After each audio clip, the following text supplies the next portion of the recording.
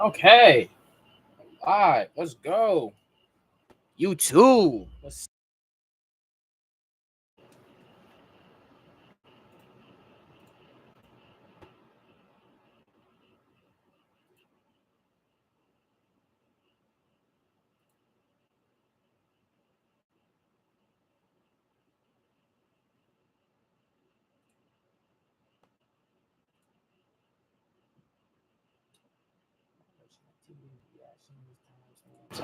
that would be nice. Moderation activity. Nah. Nah.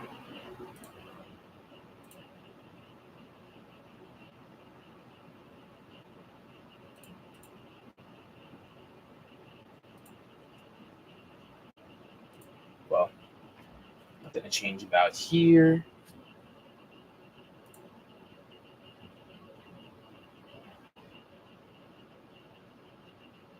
Okay. Okay. Okay. Oh yeah, I forgot. This is what I was reacting to right before I even got on stream. Had a whole bunch of shit planned up and set up. Ugh. Ugh.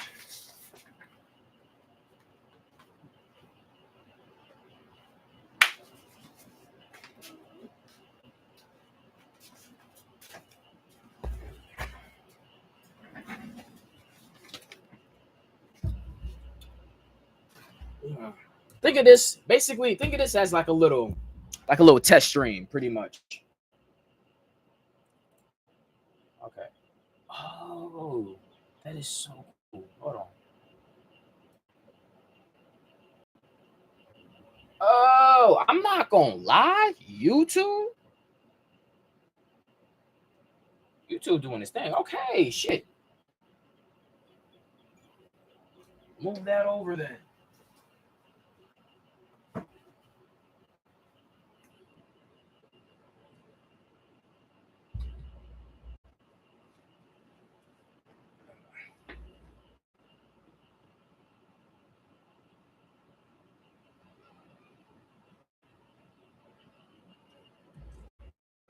Do this for move that one. Just sees what happens. Just see what happens. 5'8". I'm about 170 pounds, and All right, but this was a video that got that popped up on my home recommended page, and I'm not gonna hold you. I was highly curious, ranking which animals a human could beat in a fight.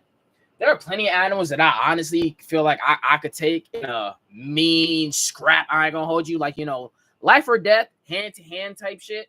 No weapons.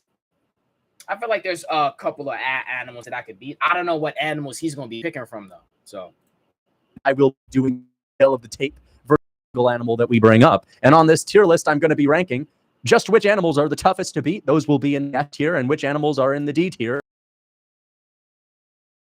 Starting with the first on our list is going to be a walrus.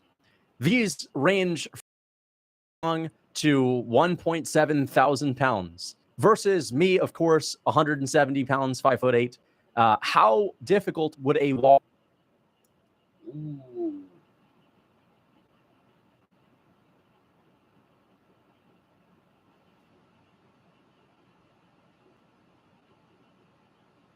Nah, because I'm thinking, should I?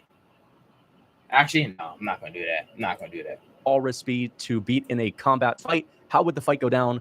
And what would my way to win be, given my martial arts experience and knowledge? Well, this one would be a tough one because walruses, these fuckers are super durable. Like, you Nah, look at a walrus walrus, around though. I ain't gonna hold you. They do not play it around looks like at even if you all. were to shoot one of these dudes, nothing would happen. It would just engulf a bullet. So how would a fist, a mere punch do? You punch a walrus in the fucking stomach and nothing's gonna happen. Ain't shit gonna happen. All right, it's probably just gonna fucking engulf you. You gotta punch one of these things. So if you were to put me in a cage in one of these things, it would kind of slug itself forward. And I just, I'd have to stomp it. I'd have to throw sidekicks. I think my way to win this fight, maybe by decision, would be getting to the side of it and throwing sidekicks to the midsection. Again, it's not like standing up. So the midsection is on its side. So think about me going off to the side, teeping it, sidekicks. You can't really leg kick these things. You're just going to hit a wall or a blubbery wall. But looking at the speed of walruses, it's one of those things where honestly, I'm not going to be able to these see no things and they walrus can't to get keep through it the up with skin you. and the hide. I think that I'd have to win a I'm decision not and I'd have to seeing buy no time. But if walrus. one of these walruses can take it, Maybe a seal, possibly. Like a nice teenage seal. I could fuck one up. But a walrus is crazy. its tusks and stab me with them, well, I think it'd be pretty difficult for me to beat one of these guys. To be honest, I think it'd be a bit of a draw. I think that I could at least utilize my footwork to dance around outside. You know what? To be honest, they look a little bit slow. I think I could at least win a fight via decision. I don't think I'm beating it and KOing one or finishing one of these guys. But you know, essentially the way to beat a walrus is to not get in its face. Do not face it front on. Get to the side. Just pepper to the side. Wait for the final bell. We'll do decisions if there are 25 minutes. I think we're going to do 25-minute fights. It's one of those things you're probably not going to be able to get the finish. Maybe climb the back. Maybe get on top of the walrus, climb the back, and look for hammer fists. If you can take the back, you will not be able to sink in the hooks or the body triangle. So you're just going to have to balance on it. I think it'll probably throw you off and maybe stab you if you get to the ground. So I think the best way to beat it is by decision. Side kicks and front kicks to the midsection. So I'm going to put a walrus in the D tier. Okay, I think actually a walrus is pretty beatable. For me as a martial artist who has 2 years of kickboxing at the right belt, I think I could beat it by decision, man. Listen, I just don't think I'm slow enough or dumb enough to let a walrus get in front of me. I think I would be fast and slick enough to be able to get it on the outside and make things work. So I think I'm putting it in the D tier, beatable. Next up, we have chimpanzee. This is the famous one. This is the animal versus human world of combat sports, so to speak. Chimpanzees, a male chimpanzee, about 130 pounds, 140 at most, about 4.5 feet tall. So I'm going to have the height advantage. I'm going to have the weight advantage. And let's remember, there are weight classes for a reason.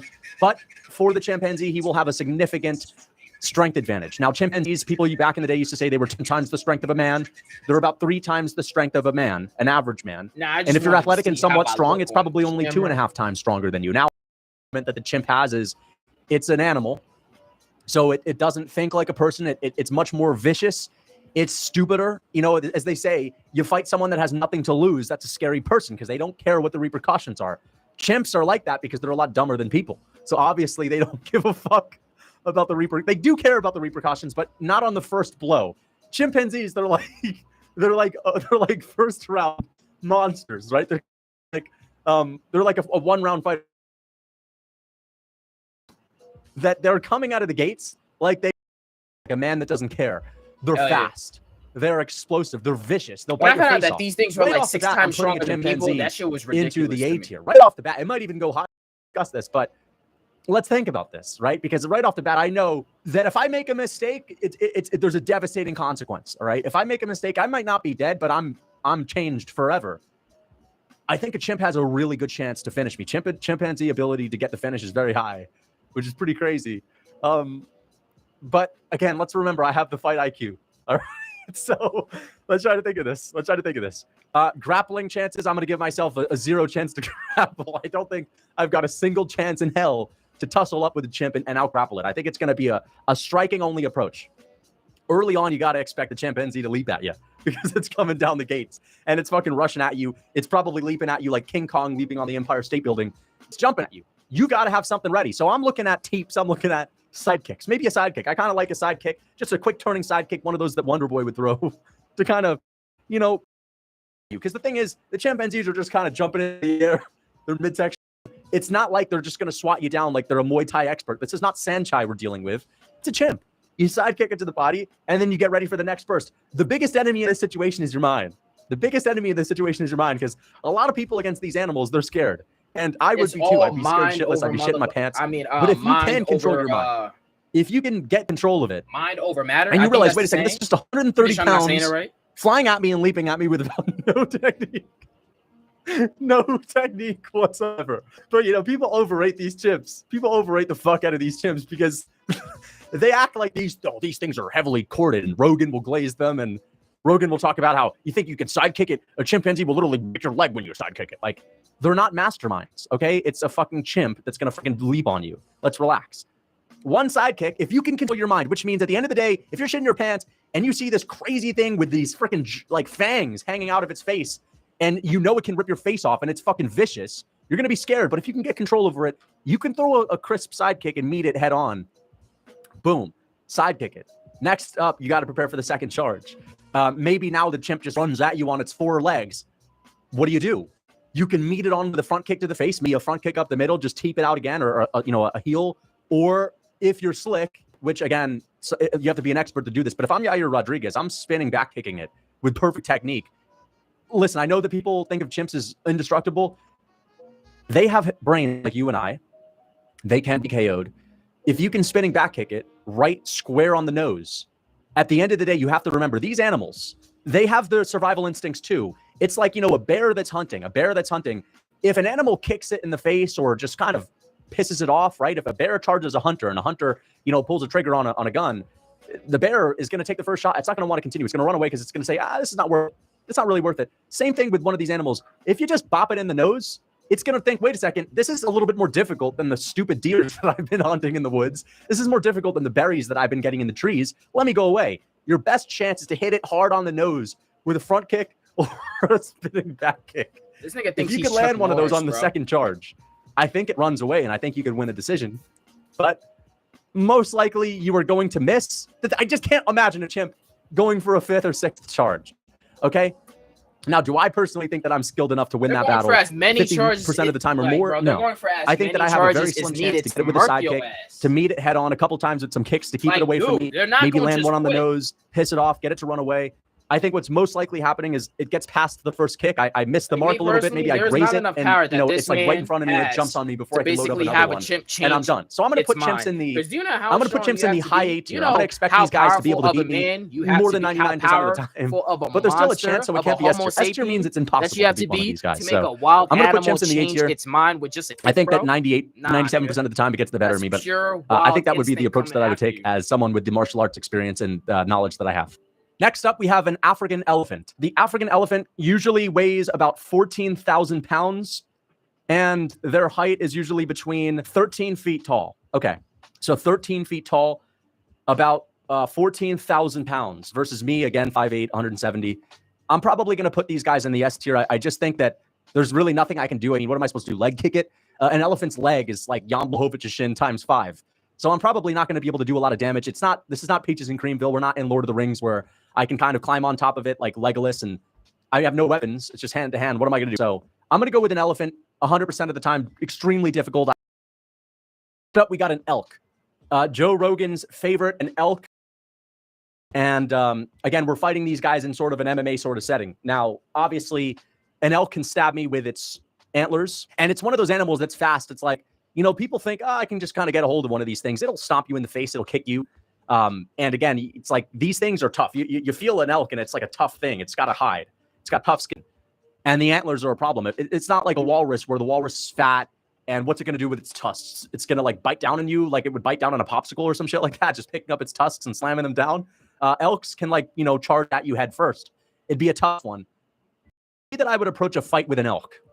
I think a nice sidekick to the chest would always be something, but the thing is it would charge me head first. So it's like, if I were to aim for the chest, I'm hitting the antlers and I'm getting smoked with the antlers. I have to find a way to treat it like a matador, right? So if I'm fighting an elk, there's no point in me getting in the guard. It's just not going to do anything. I have to bait it. Not gonna lie, bro, this man is chatting way too much for me. It's like, yo, bro, dude, you're over here like hyping up your MMA skills way too motherfucking much. Like, yo, I'm not gonna lie, let any 5'8" boxer come up to you around the same weight class and he'll put you dead on your butt. Not gonna hold you. He's very much overestimating his MMA skills, talking about somebody with the martial arts skills that I've been training in and blah blah blah whatsoever. This and that. He's over here talking about he could take out a chimp. There ain't no way in a world where you can take out a chimp confidently. No, I don't care. Barehanded, no. Next video. Man was chatting way too much. Prompt here. Okay, can't be that hard. Way too much. How about yourself way too much? I'm like, dude, like, who do you think you are? Like, really though, who do you think you are? You're not like that. Nice out here in LA, man. Welcome to the vlog. I don't. We got.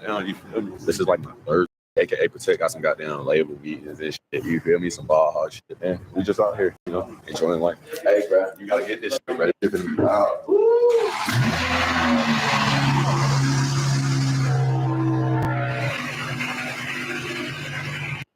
You must have been out there for a minute. Them braids need to be redone. The shrinkage is on fire. I'm not gonna hold you. Shrinkage is going crazy.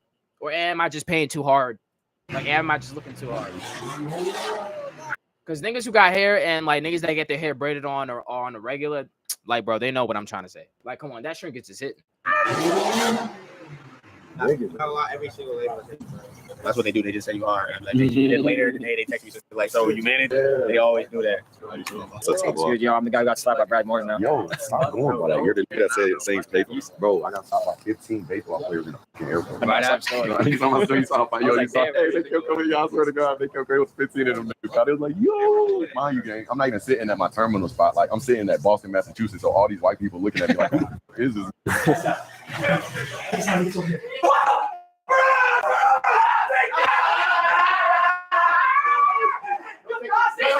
Take my hand, take my hand. Stop. Oh shit! Wait. Boys night!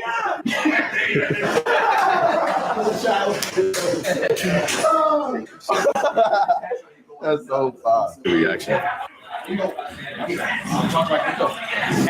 Crazy. Oh, they're watching Lazy? No, so Mac shit. Yes, everybody on the street. That's a rare picture of a Lazy show. So it's like all of them doing that. Yo, that is like a Malcolm vlog. Gotta shoot this music video. Yeah, just had a little funny segment. Gonna be back later. Don't mind my nails. I know I need a manicure, but you know, but yeah, just emotional. Man, I see what's going on, man. Y'all see the view, man. It's actually beautiful. Come on. Imagine waking up, seeing all of this. Right? What if you at the foot? Hold on. Let's get the thumbnail. My new crib in LA. Hold on. New crib vibes. Feel me? Thumbnail vibes. Make sure you like the video. Subscribe to the channel. We're coming consistent with the vlog. So if y'all like the motion of the videos, just let me know. We're gonna keep them coming. We're gonna keep them rolling out. It's our shit. It's our shit. Go away. Yes, way. What if we shoot here? Right? Yeah, what if we shoot here? I'm finna dive in there. I'm sorry. I love the home. Home is amazing. It's cool. This is like LA. So this is small. Yeah, like back This here, is probably what, but this is the 0.3? most private you're gonna get in LA though. Yeah. Like this is the living room, bro. Yeah. It's like that. It's like that. Yeah, it's like that. Shooting for the goddamn high court, and we not passing the ball. Never been on. Motion. Ooh, this is tough. Oh, it's like this. Yeah, what the? LA does seem like a fucking vibe if you already got the money, though. Oh my goodness. That house probably cost $2 billion a day. Like, really, though, because I really heard living in LA is like freaking like uber expensive. Hella expensive when it comes to LA. But the cribs, though, I'm not gonna lie, like design wise, they do be looking nice. They do look nice. Like on some they try to pack as much into like small tight spaces. It's kind of like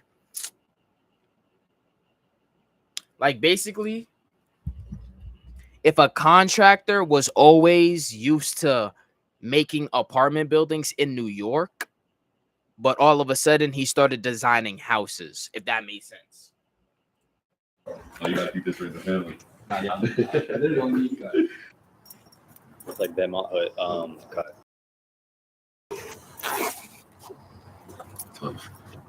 Yeah.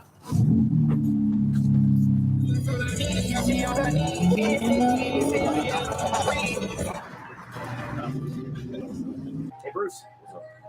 Don't forget the Bev. Sorry. It's gonna be easy. It's gonna be clicking the fuck out of you.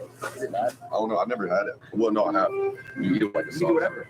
Yeah. All that shit. What do you think I'm here? I'm Mexican. You are Mexican. No, you're Jewish. You eat potatoes. Oh, that's funny. Yeah. You know, midnight eats. Yeah, that's what I'm saying. Not ball hopped and done. I got no exit. I just go to points. I be smoking loud pack. My side got some noise. My chest heard a big cat whip it like a toy. What you talking about? Oh, it's not important. 4 lines in my. It ain't DEO.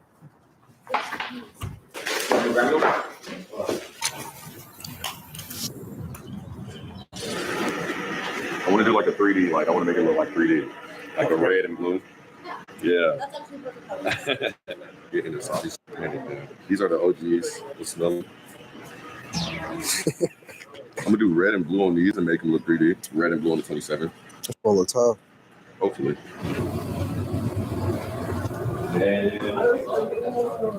Look at it, sir. Yes, perfect. Perfect. Now I'm gonna get the thermal done. I'm just really ODing it. I mean, you here? Might as well. I'm gonna do a red on this too, center this. Right on the middle. Yep. Mm-hmm. Oh my God. You don't understand, like this is a dream come true. Like no exaggeration. I swear. Like nobody else got this.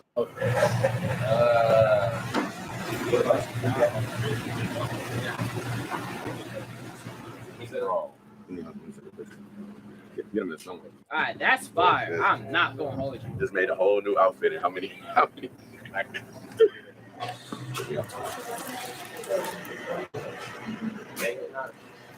What should I take? Bro, these are hard. I think this is my favorite thing to do. I can't wait to run the shirts through y'all. I'm excited. It's gonna be exciting. They're gonna love those. So I'm about to sell crazy. So man, all right. There's a lot of stuff going on, bro. It's a lot of motion going on. But this warehouse that y'all see, we will be working with them for Condone. Clap it up. Production wise, screen printing wise, and everything. If you didn't know, this is the same warehouse that produced and worked on V1 when they first started. So all those big ass V's y'all seen on his backs, yeah, they started right here, which is crazy. I'm very excited to get to working in here. Condone shit, man. Ball Hawk shit, 2024 DEO photo, man. Hell yeah.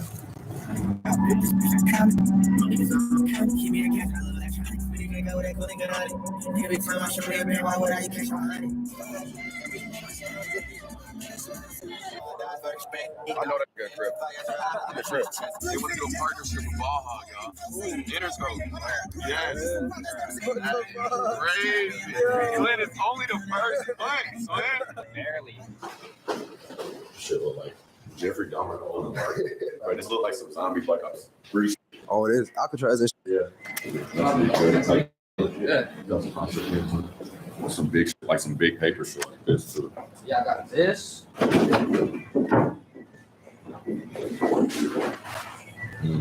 You selling this one here? Yeah. Oh yeah. Now I just ship it. You could just ship it tomorrow to the address I gave her. They don't ship these too. I can ship this. Okay. I can really ship this. I'm gonna get like a light frame made for it too. You think this too? Nah, this I pulled them. I was pulling them out the bus stops. Oh, you Yeah, crazy. feeding over them. When him and Phoenix had the key, they was going around opening up bus stops, replacing the fucking posters. No, when I have a kid, I want you to paint my kid. That's fire. Right now? Hell no. When I do have it's gonna be blazing though. So if it's the script. The blazing BJ man. Yeah, a frame like this would be perfect. Like for that one. Just a bigger version of that. Yeah. That's hard. Yeah, print. Last time I bought it. So good. Big ass poster. That should be hard. Yeah, that's how. Was that a pregnant demon lady? I ain't gonna hold you. I'm not saying I would hang that in my crib, but shoot. I would like to get into art though. I'm not gonna lie. Like art seems like the kind of thing that art is one of the things that I would like to get into once I have like, my own place type shit. Cause I would just want to have like, complete like different types of artwork and stuff like that. Even like my own incorporated type artwork, like how DEO be doing it for Bruce or how F and G be doing it for Dante. Like, I would like, I mean, I don't think I need a community to do that, but it would be nice. It would be nice. It would be nice if both happen. Because I could easily probably just hit up an artist or like, somebody who does drawings and be like, oh, can you incorporate me into this kind of drawing type shit? But still, like, when it comes to like artwork, I want like life-size statues of superheroes and shit all up in my crib. And I think that's it though. When it comes to like crazy stuff, because I want statues and like artwork. Those are like the two main things that I'm gonna be geeking over. On a big ass poster. That should be hard. Yeah, that's not on. Like walking up your stairs, boom, like. You got any? Oh shit! Hold on, no. That shit look red. Ooh, this nice. This one nice. If I eat though, I'll tell you what. I'll only get one of the big ones then. For real. Obviously, Yeah, it is. This is a real one. That was a light one. I like the real faces. That's on some like you said, office. Walking in the house, you see it. Just this is I put in. Yeah. I want everybody to see it. Damn. Small shit. I mean, I'm building the crib, so you gotta fill the white walls with You got those white shirts? high ceilings. Big ass some fans. pieces, right? Like a museum. Yeah, that's what I'm saying. You know, just like in the bathroom, or even like on some going up the stairs type shit. Fine, yeah. All right, then. And this shit finna appreciate like gold, man. I've been waiting to get one. You saying I'm a plant, but you don't know how long I've been waiting for this. No, I did, bro. You don't know how long. I said you're growing. You're climbing up like so. It's not normal. It's not house for the friend of the crib. Well, But like they're collabing it's fully built. people that they're Put that up in the living room. I'm gonna get another big one too. Hey. Yo, the life of an artist. Bro. The life of an artist must be so crazy though, if you really think about it. Because just look at this man's job. Just look at his life. Wakes up and like does this. They look like the ramen noodles. It's just wild. Just surrounded by all these white walls and stuff like that. It's just like, yo, let's let's get to creating. I'm talking about Yeah. the Taki shorts and shit. Like you talking about shit you used to wear to school. Damn, I really got used to drink. Like the inner childhood me is jumping up and down for Joey. But the old me is like, damn, I get to write this off. This nigga look like Jake Gyllenhaal. I'm looking at you, I'm like, oh. Is that why you walked over? You're like, oh shit. And they're like, oh, it's just this asshole. Like, Just bought some art from Rex. Now we're about to go down Skid Row. I've never been on Skid Row. What's next, bro? Like to the studio. How long they got the studio for? Probably know. They got 2 big ass rooms in there. He said he'll keep the USC shit open, but I don't know. He said if it's too late, then he's gonna go home. But I was like, bruh, don't be weird. I'm telling him. No, I mean, not like that. Right, crazy. I mean,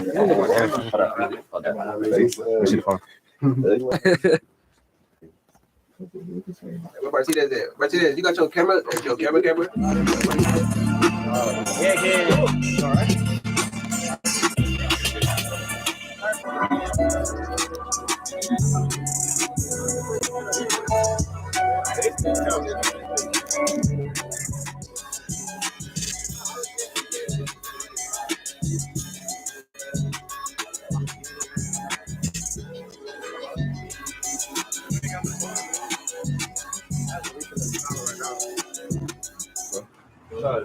Nice to meet you, Brody.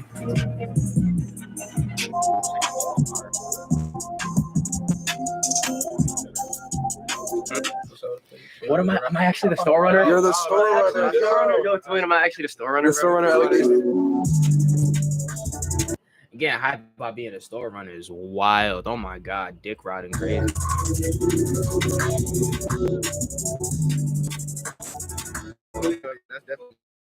Hey,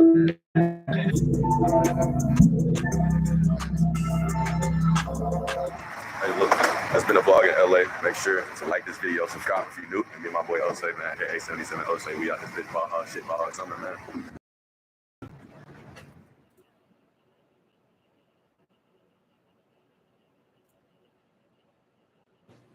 Enter a prompt here. Okay, can't be that hard. There are plenty of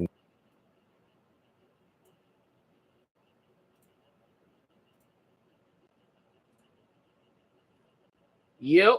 What's good, YouTube? The problem with black DC heroes. Why'd I put so much emphasis on that? I have no idea. It just felt like, thing to do.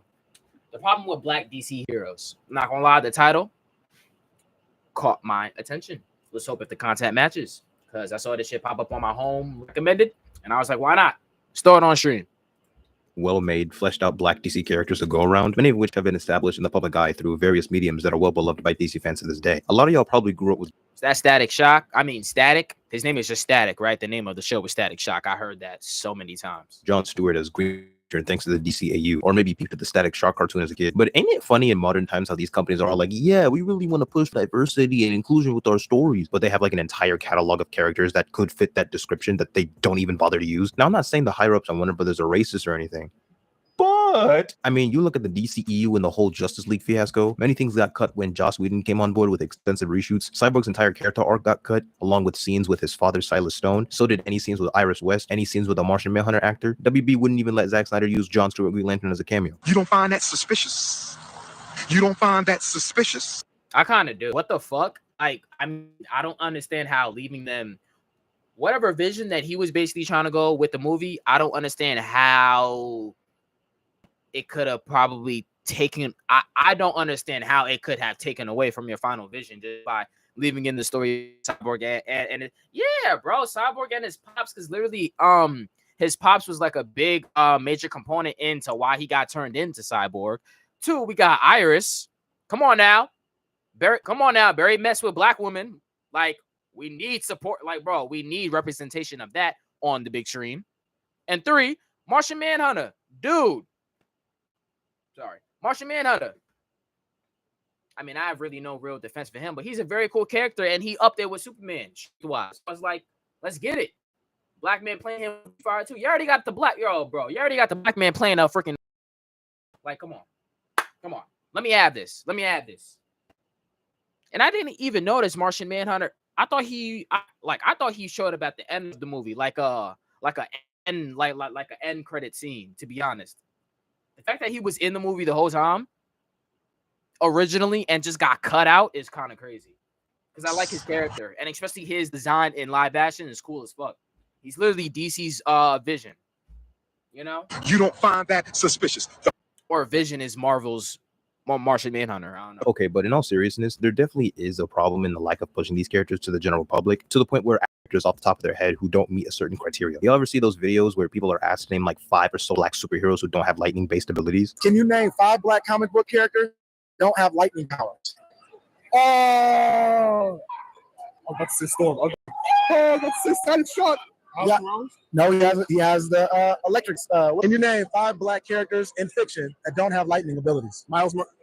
He has lightning. We got fiction in general. I don't know why this is so hard on camera.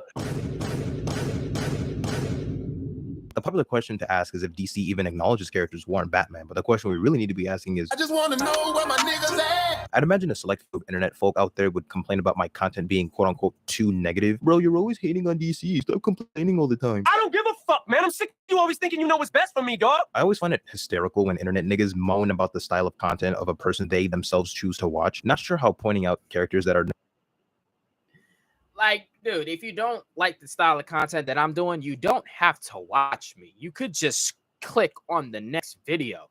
Keep scrolling. I love it, though. People literally come on your video and tell you, yo, bro, what you're doing in your video is wrong, and you shouldn't be doing it this way, but this way, so where I can like it.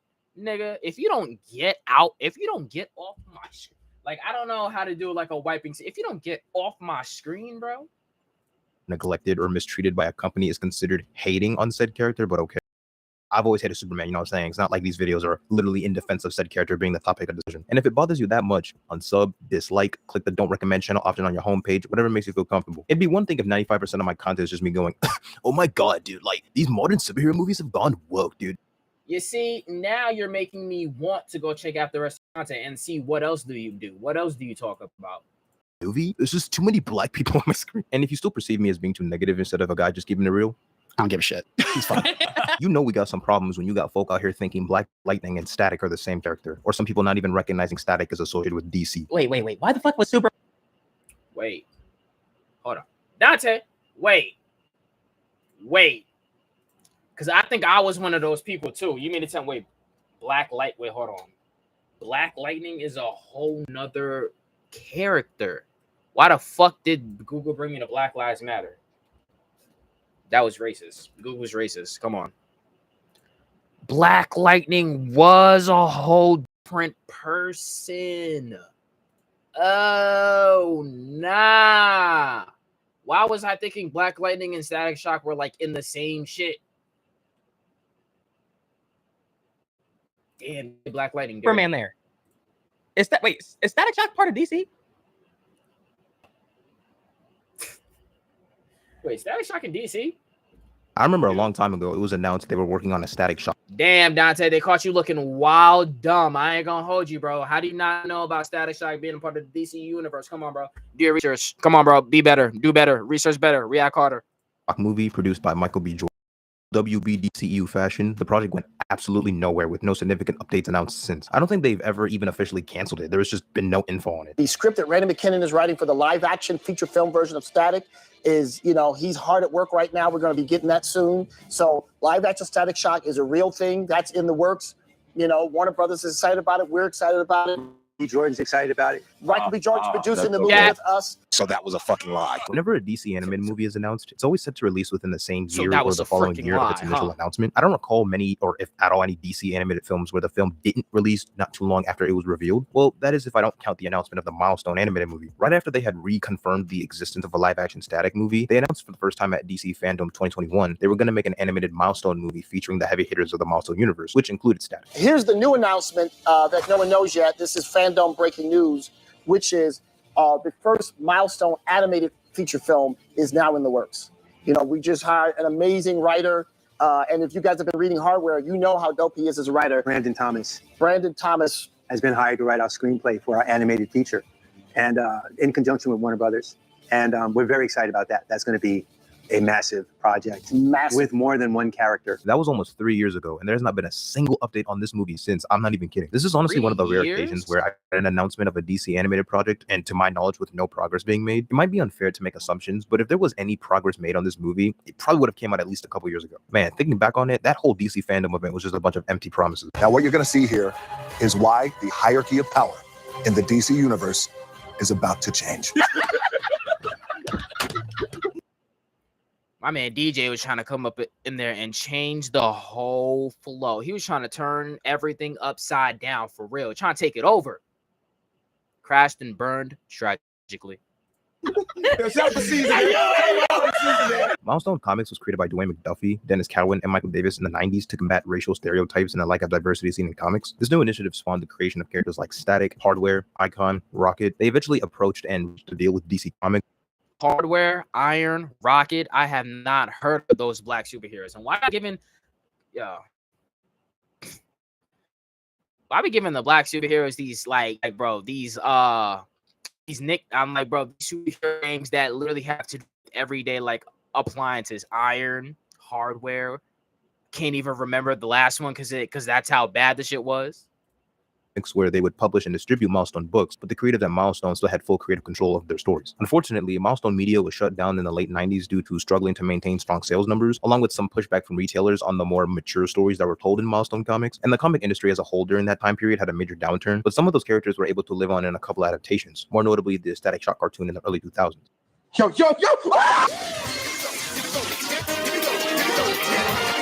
And it's wild because that show gets so much love. It gets so much love, but I really haven't watched an episode. It just wasn't my time.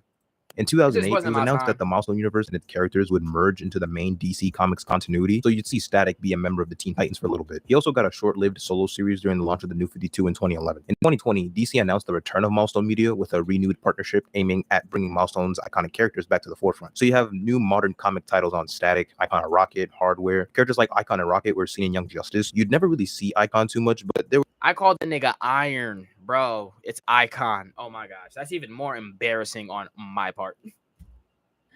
Cause what? I called the dude Iron. I called him Iron, bro. I ain't gonna hold you. Hey, man.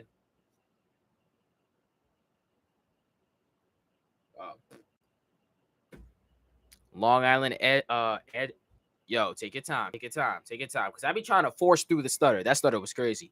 Long Island education. There was a little bit of screen time given to Rocket here and there. I know.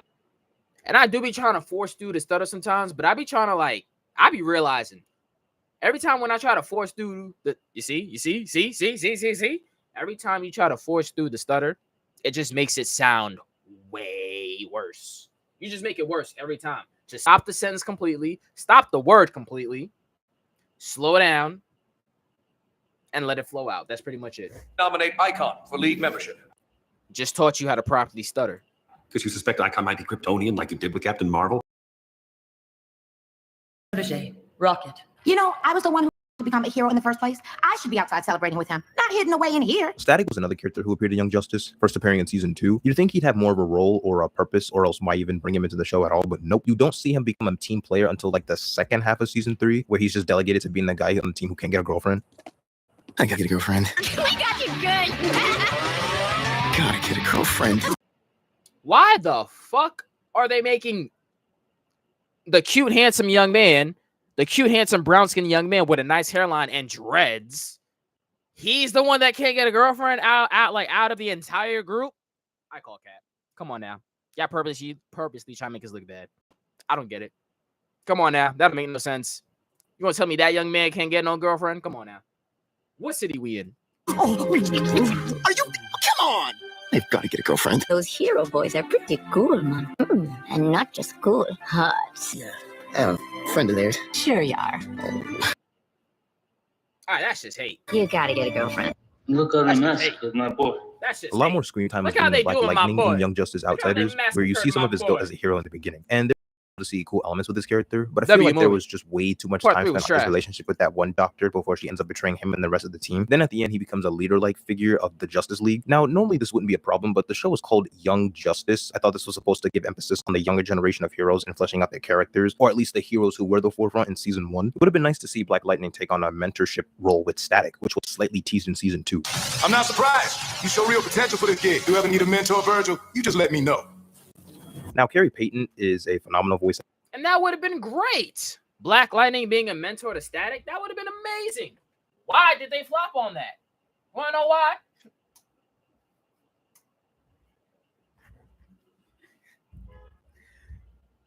You wanna know why? Because black people can't have anything.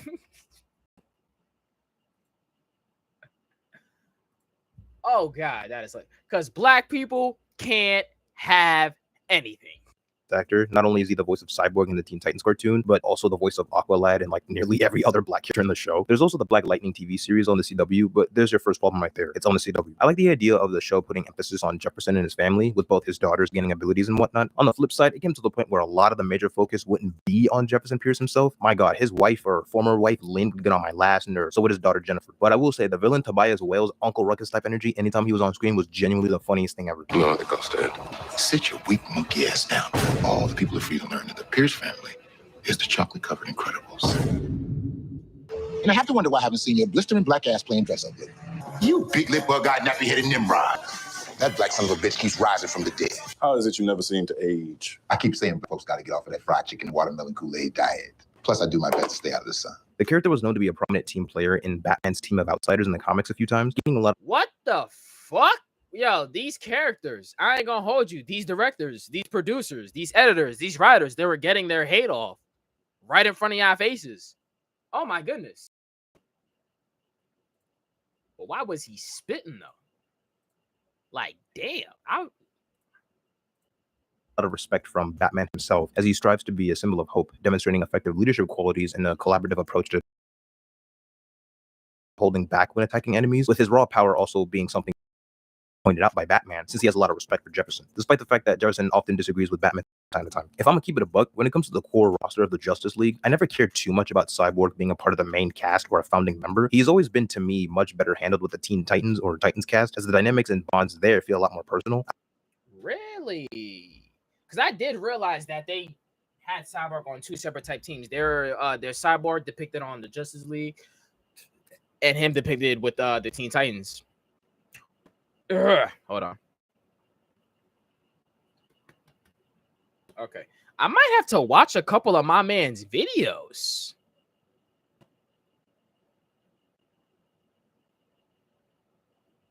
I might have to watch a couple of my man's videos. He has some bangers. He has some bangers, and I'm genuinely enjoying this video.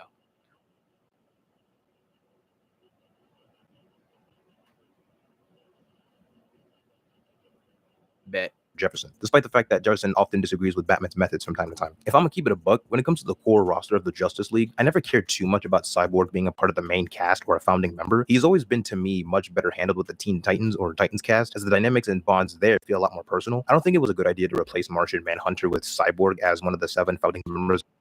Oh, okay, that's very much true then. Okay, so when you explain it that way, I would rather prefer Cyborg on Teen Titans and keep Martian Manhunter with the Justice League. I would rather much prefer that.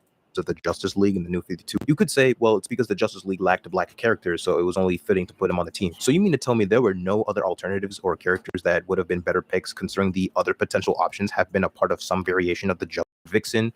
Could have gave him Hal. What's his name? Mr. Terrific and Black Lightning were right there, dog. And I don't know who was cooking with his. Oh yeah, Mr. Terrific. I mess with him too. Smartest man on the entire planet. Actual abomination. Ah, good God. It's hideous.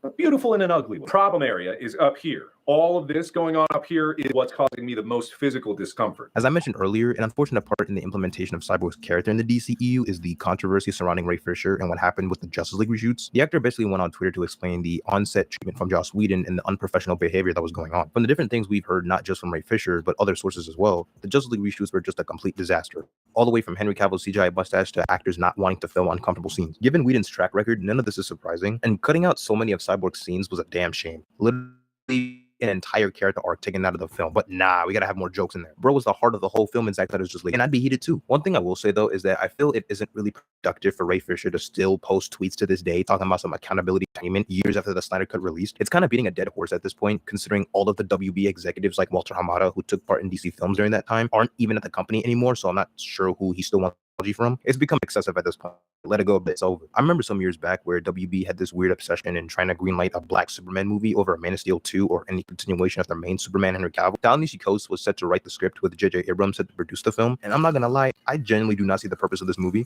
I didn't see the purpose of that neither, because I remember those times they were trying the hardest to get a Black Superman, and I don't know why. We didn't need a live-action Black Superman. We didn't. We had plenty of those in the comics, plenty of them. We didn't need a live-action Black Superman, though. We needed good live-action Superman movies. That's all we needed. That's all we needed. That's all we needed. That's all we needed. Now, on one hand, it might have been cool to see an Elseworlds project on Val Zod, who was the Superman of Earth 2, or Calvin Ellis, who was a President Superman from another Earth. But the thing is that Michael B. Jordan was set to produce a Val Zod Superman project, but it's different from the Black Superman movie that was supposed to be written by Ta-Nehisi Coates. And you guessed it, that movie went completely nowhere. Why am I not surprised? But if the intent for the J.J. Abrams movie was to not even put the spotlight on Calvin Ellis or Val Zod and instead just have a Black Clark Kent, log off, bro, you're done. Please step out the office building. Yeah. To be honest, if they were just going to make Clark Kent black, y'all was definitely going to be losing me. Definitely going to be losing me. A Black Superman type of character so badly to star in a film, you could have just used Icon. I mean, he's already similar to Superman, where he's an alien who crash landed onto Earth, and his character was created way before 2 alternate versions of Superman just mentioned. There are countless characters that deserve the spotlight in a plethora of DC projects, one of them being Michael Holt is generally one of the top, smartest characters in DC. He's often regarded as the third. He could arguably be number 1 depending on who you ask. You're only the third on the smartest person list. I prefer not to draw too much attention to myself. Who do you think wrote that list?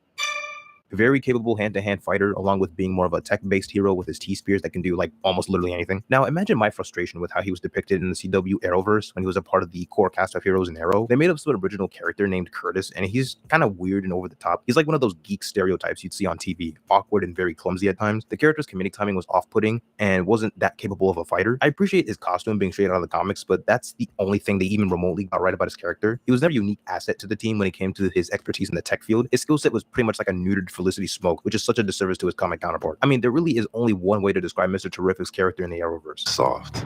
Overrated. Pretty boy. A bit.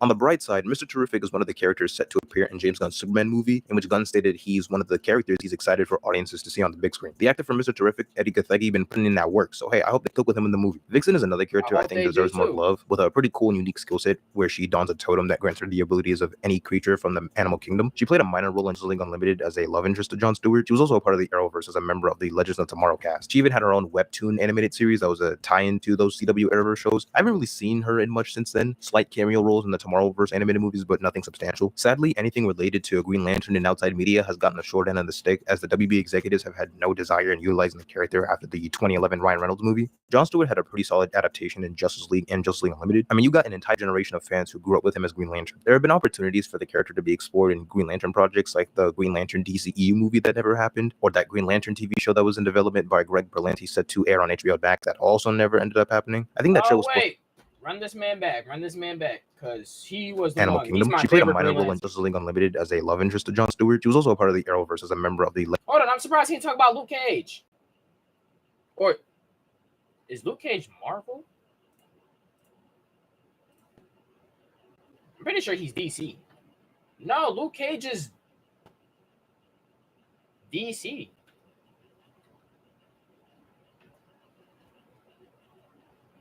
No, he's Marvel. I'm bugging. He's Marvel. Okay. I was about to say, why didn't you talk about Luke Cage? Legends of Tomorrow cast. She even had her own webtoon animated series that was a tie-in. Shit, he should have a video about Black Marvel heroes.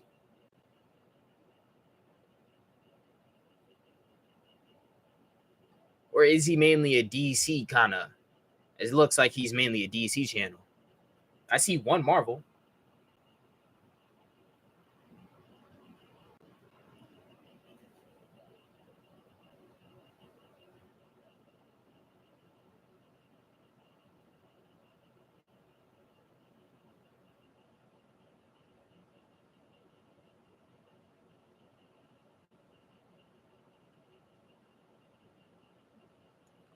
Wolverine and MCU.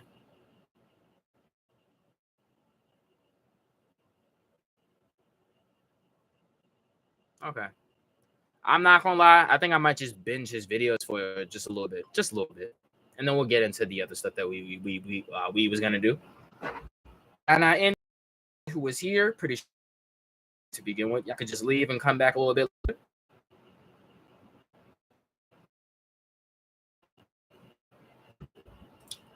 Dante just went live.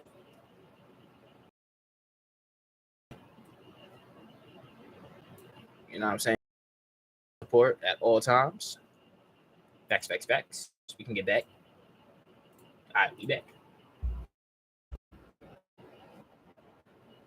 Oh! Wrong one.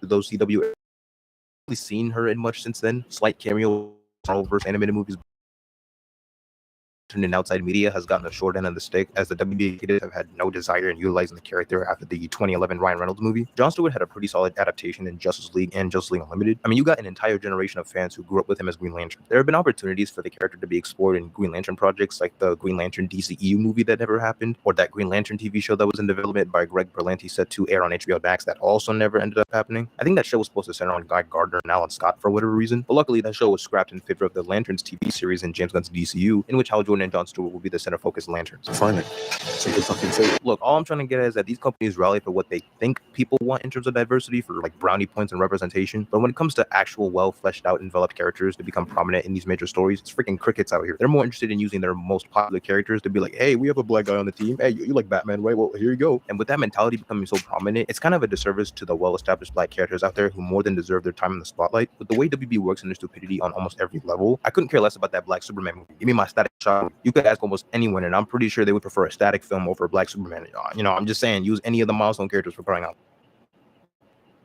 Real shit. Enter prompt here. Okay, can't be that hard. How about generate?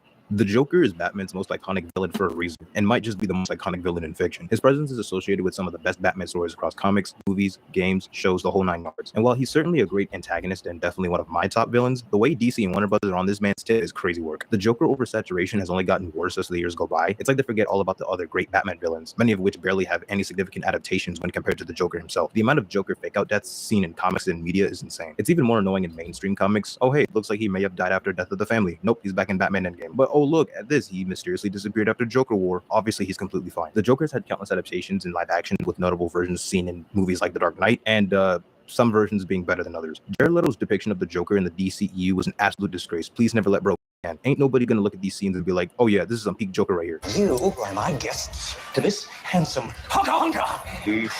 You don't want no beef? You don't want no beef? And don't even get me started on that goofy ass laugh, like, but the Sweet balcony.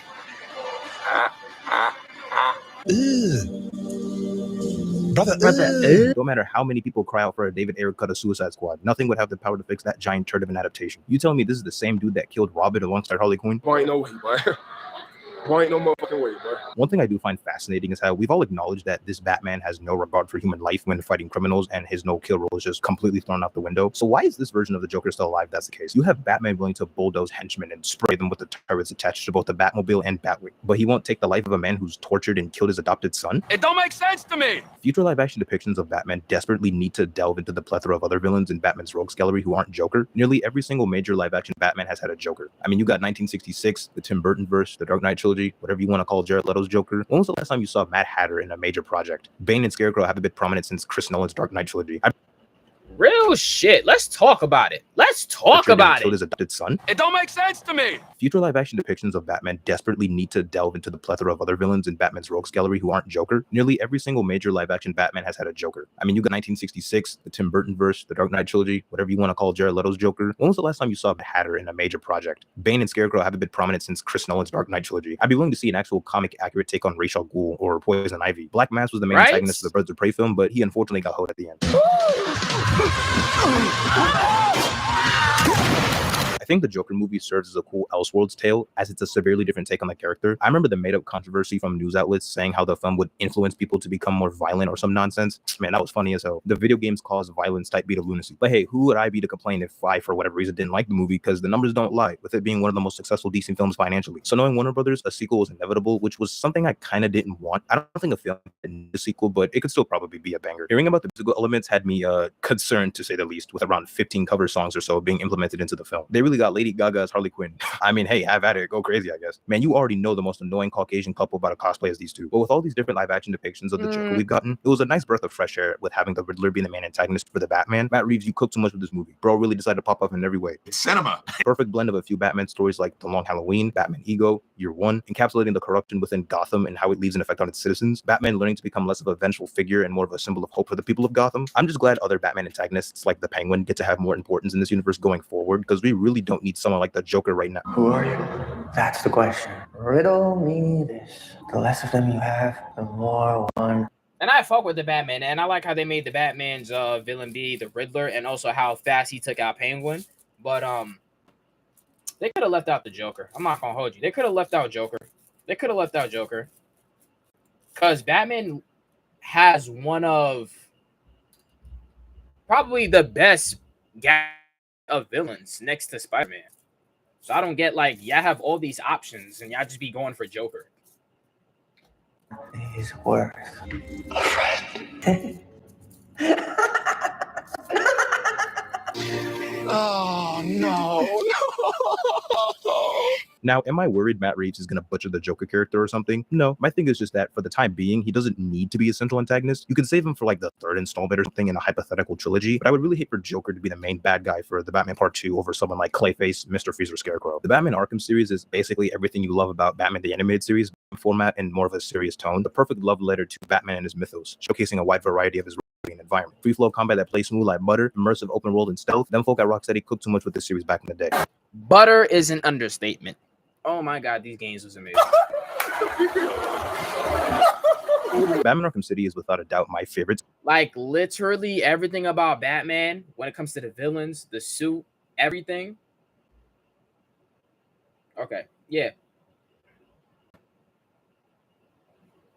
I don't know. Maybe I would just watch this out of boredom one day.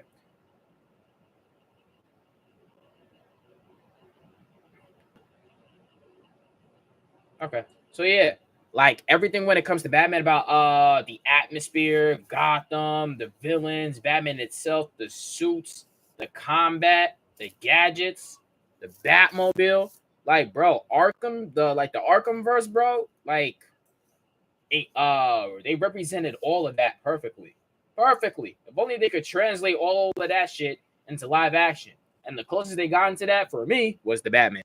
story of the series, especially with how they incorporated Hugo Strange in his Protocol 10 initiative. The roles of like Mr. Freeze. Exactly, Hugo Strange. Like, come on now. Batman got hella villains that y'all could really be using. And Ra's al Ghul, and Batman and Joker being poisoned throughout the course of the narrative. Joker's death at the end of the game is quite frankly one of the top Batman moments in media. And if you think Batman Arkham City is overrated, I mean, you don't have to disagree with me in the comments. We can be civil gentlemen and resort to violence. Like, we can just square up and box, name the time and location. I killed your girlfriend. But I do admit, Arkham City, definitely overrated. Not gonna hold you. Prefer Arkham Origins over Arkham City any day. Not gonna hold you. But Arkham Asylum should have never been made. Poison Gotham in hell. It's not even breakfast. Arkham Origins over Arkham Asylum any day. They should have never made Arkham Asylum. Should have straight up started off with But Origins. so what? We all know you'll save me. Every decision you've ever made ends with death and misery. People die. I stop you. You'll just break out and do it again. Think of it as a running gag. No!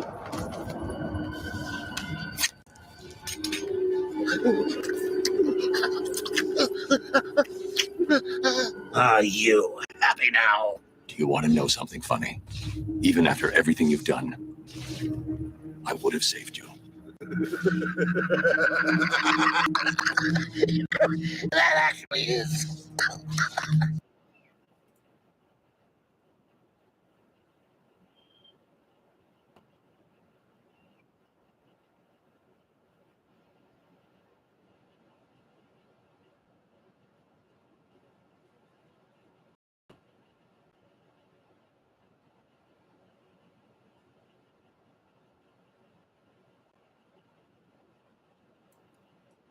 Really? Dr. Disrespect? Are you fucking serious? I don't get it though.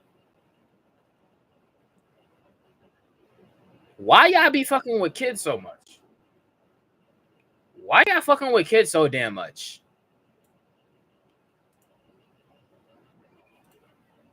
That's what pissed me off. Why y'all just like messing with kids so damn much? Damn.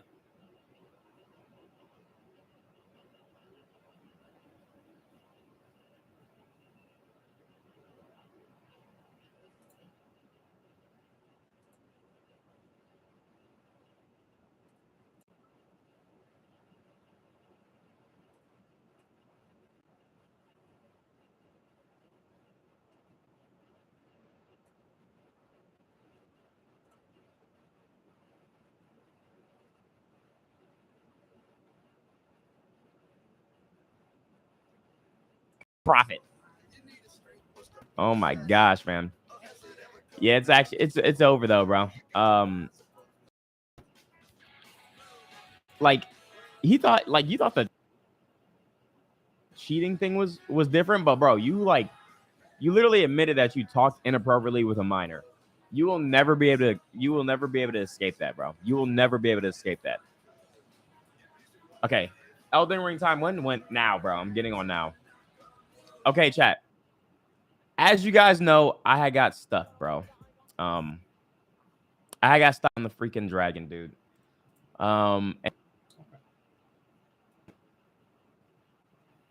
Actually, I'm actually curious to see this.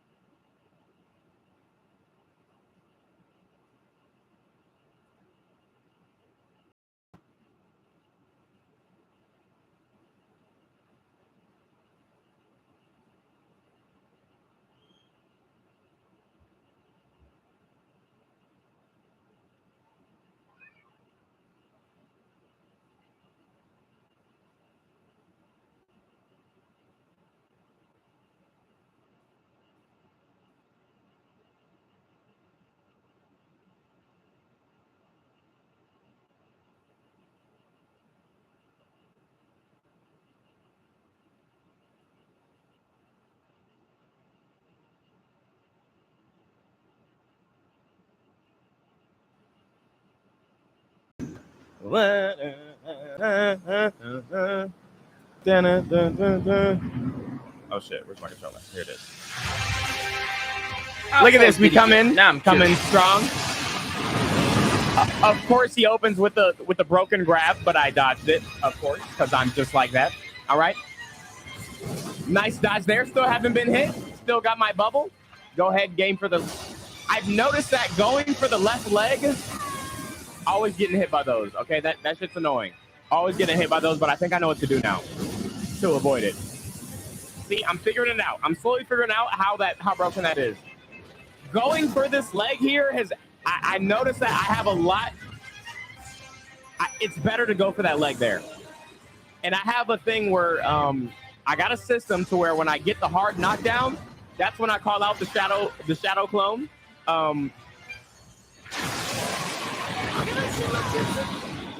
That's when I call it the shadow clone. Do some attacks and then, you know, it's all about dodges. These aren't good dodges right now.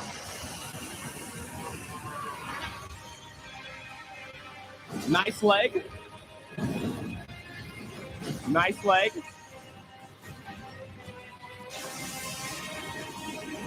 Nice dodge. See, look. Okay, I still got hit. It's fine. But I'm understanding when to leave like that area. That was bullshit. So are there like any weapons in this game that like do large ass amounts of damage? Right. Because like the weapon that Dante is already using, it already does like a good ass amount of damage, but I could have got I don't know. Yep. Boom. Okay, whatever. Is there any other kind of game that does like uber damage? Bro, it's like if I could just avoid that, that probably is. leg. You just have to upgrade your weapon up so that nice. See how I stalled? Let him get that little hit in real quick. Then I go for the big banger head move.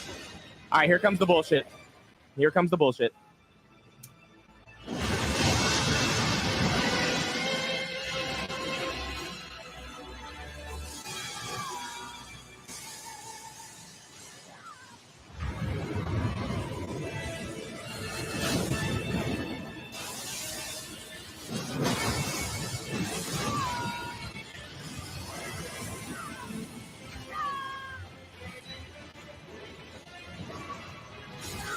See, like, okay, whatever.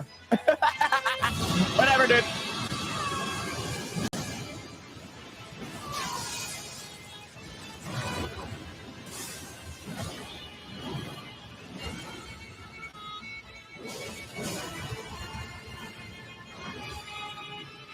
See, these are good dodges. And then, like, bullshit happens.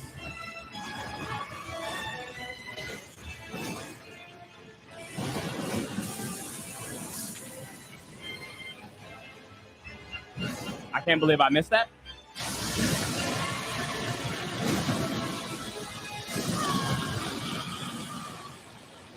Look at this, bro.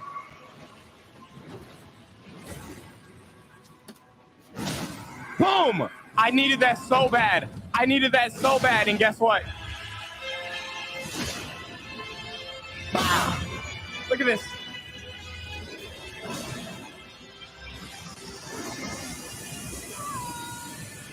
Heal.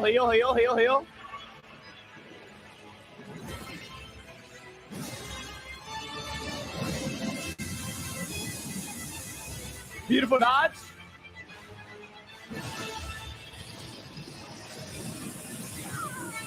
Heal. Lord. And then he starts running, bro. It's okay. Heal. Just heal. Got hit again. It's okay. Just heal. Dodge. No time to heal. Dodge that though. Guess what? Got hit by something random, bro. That's the shit I be talking about.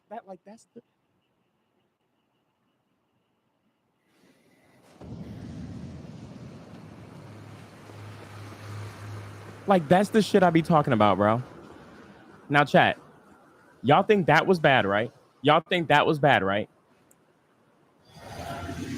I did one last one. You thought that was bad, right? You thought that was close, right? That's crazy.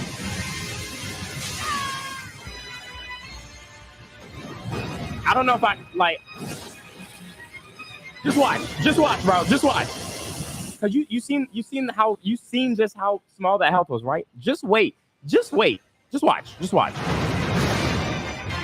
I didn't break my monitor, but my keyboard, like I said, is missing keys.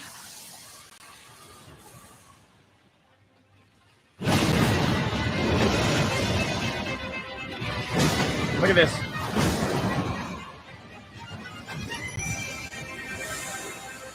It's okay though. I'm gonna lock in, right? I know his movements. His first phase, I know I can do it without getting touched. Dodge the tail whip. Always go to the left side. It's just better. I don't know what it is, but okay, I got hit there, but it's whatever. I know to dodge those. Boom. Boom. Boom. Boom. I think I missed. Boom. Dodge those. Not getting hit by those no more. Did the special. I should have dodged, but it's whatever. I wanted to get the damage.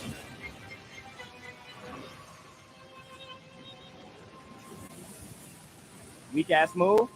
Go to the left side. It just works for me. I don't know if it's better, but it works for me. I feel like the moves that, okay, whatever. I still got hit by that. And I got hit by the fire. Look at this. Look at my health. Like, heal. Like, these games really do be stressing people out, though. These Souls games, or whatever you want to classify them as. So stupid. Elden Ring specifically. These games be looking hella damn stressful. They look fun, though. Fun to watch. I don't know. When it comes to playing, though, it's like damn.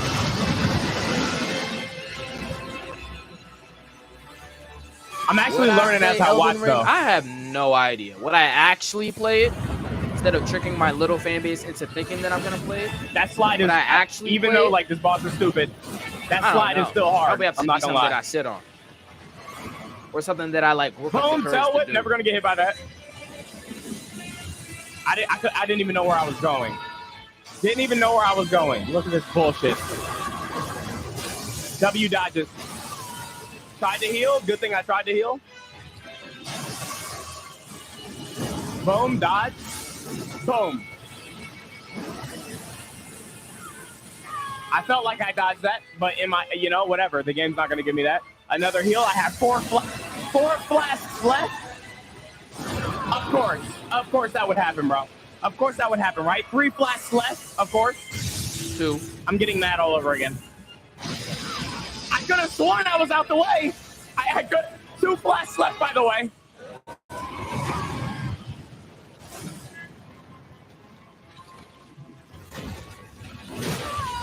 I don't know why my attack didn't come out and then I take damage.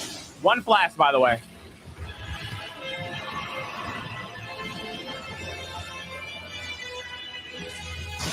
I don't know, bro. I don't know if it was panic or what, but boom, get the hit. No flash, by the way. Hit by the fire again. What can I do? What really can I do? Boom. No flash, by the way.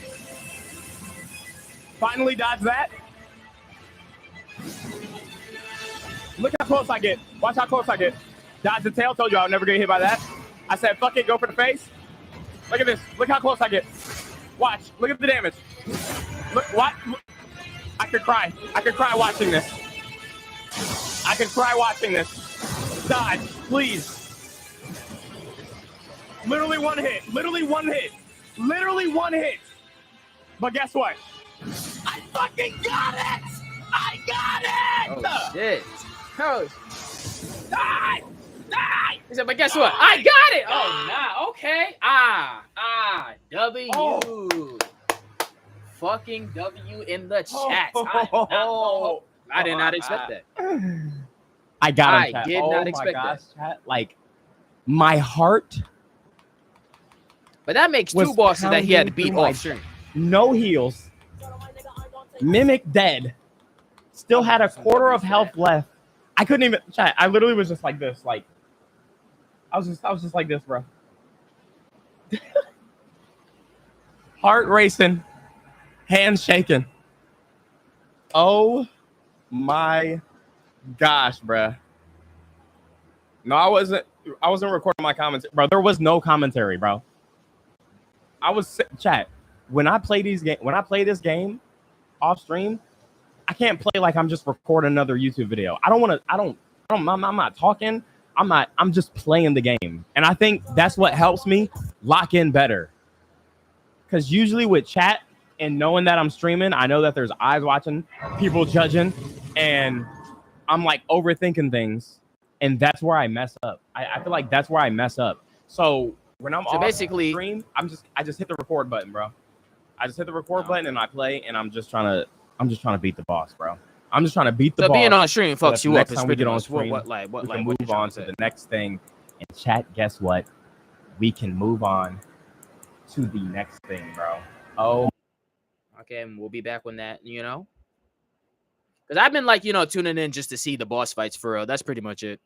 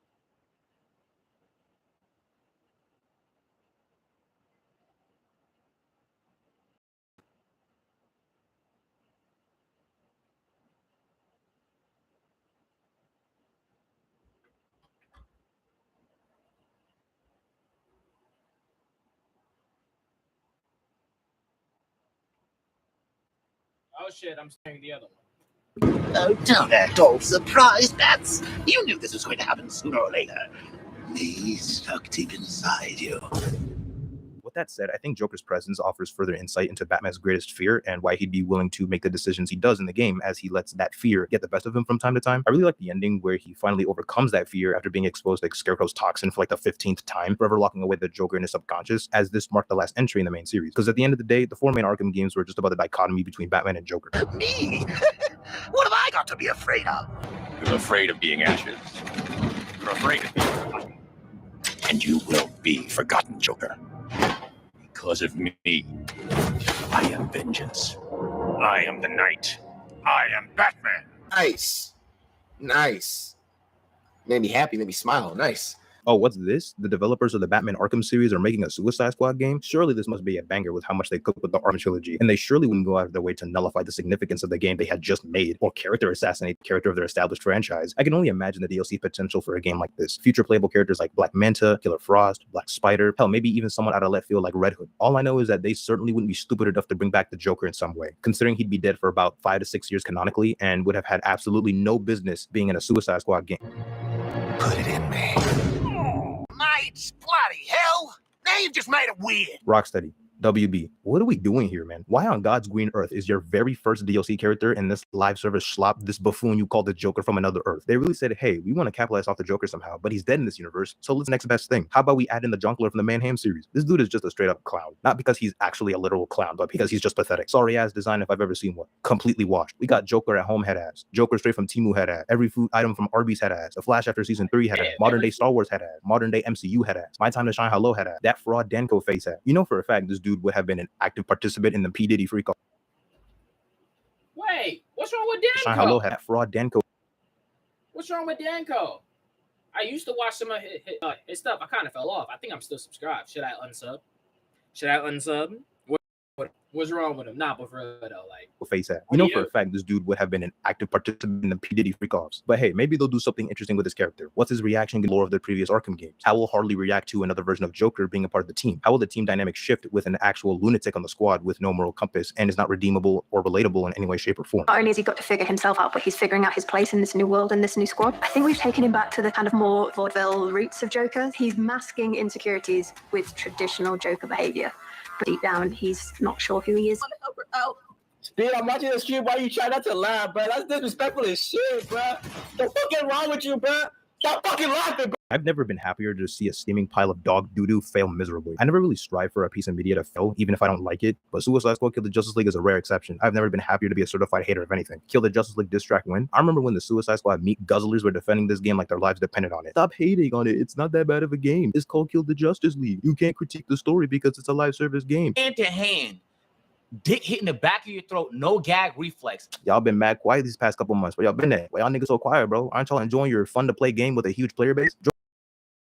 Chokehold. If I see Joker as an antagonist in Batman Arkham Shadow, I'm a crash out. Joker in general across gaming has had a major presence even when he shouldn't. I don't know who was cooking with Joker's design in Injustice 2. Please step out the kitchen, giving off the vibes of another bozo who played the Joker in that other medium. Joker had no business being a playable character in Injustice 2. None whatsoever. His death is literally the driving point for Superman's descent into tyranny and evil. I find it funnier when the main game implemented a sort of nightmare dream sequence when Harley was exposed to Scarecrow's fear toxin and she hallucinates the Joker, which leads to a fight. They really made a whole excuse just to put him in the game. John Constantine, Beast Boy, Deathstroke, Raven, or Plastic Man as a possible character slot? Nah, let's just put Joker in there. He's popular, right? Then he would go on to be a DLC character in Mortal Kombat 11. But I guess it offered the opportunity for the character to be a lot more brutal and vicious with his attacks. And you'll never guess who's the most recent character they announced for multiverses. But hey, I'll let it slide because y'all got Mark Hamill coming back. There's so much DLC potential for that game. At some point, they gotta add my goats, Mordecai and Rigby, as playable characters. It would be crimes against humanity if they were never added into the game. The Death Quan Do combos and any utilization of Power Keyboard will go stupid. Also, add in them boys, Muscle Men, and High Five Ghost while you're at it. You know who else wants to be added into multiverses? It pretty much seems inevitable that Joker stories in Batman comics might seem very tiresome or very samey, considering the fact that both characters have been around for 80 plus years. Y'all remember when they were hyping up that 3 Jokers? We're binging his videos. I don't give a damn if we're gonna be live all damn day. This guy's cooking, and I agree with a lot of what he's saying.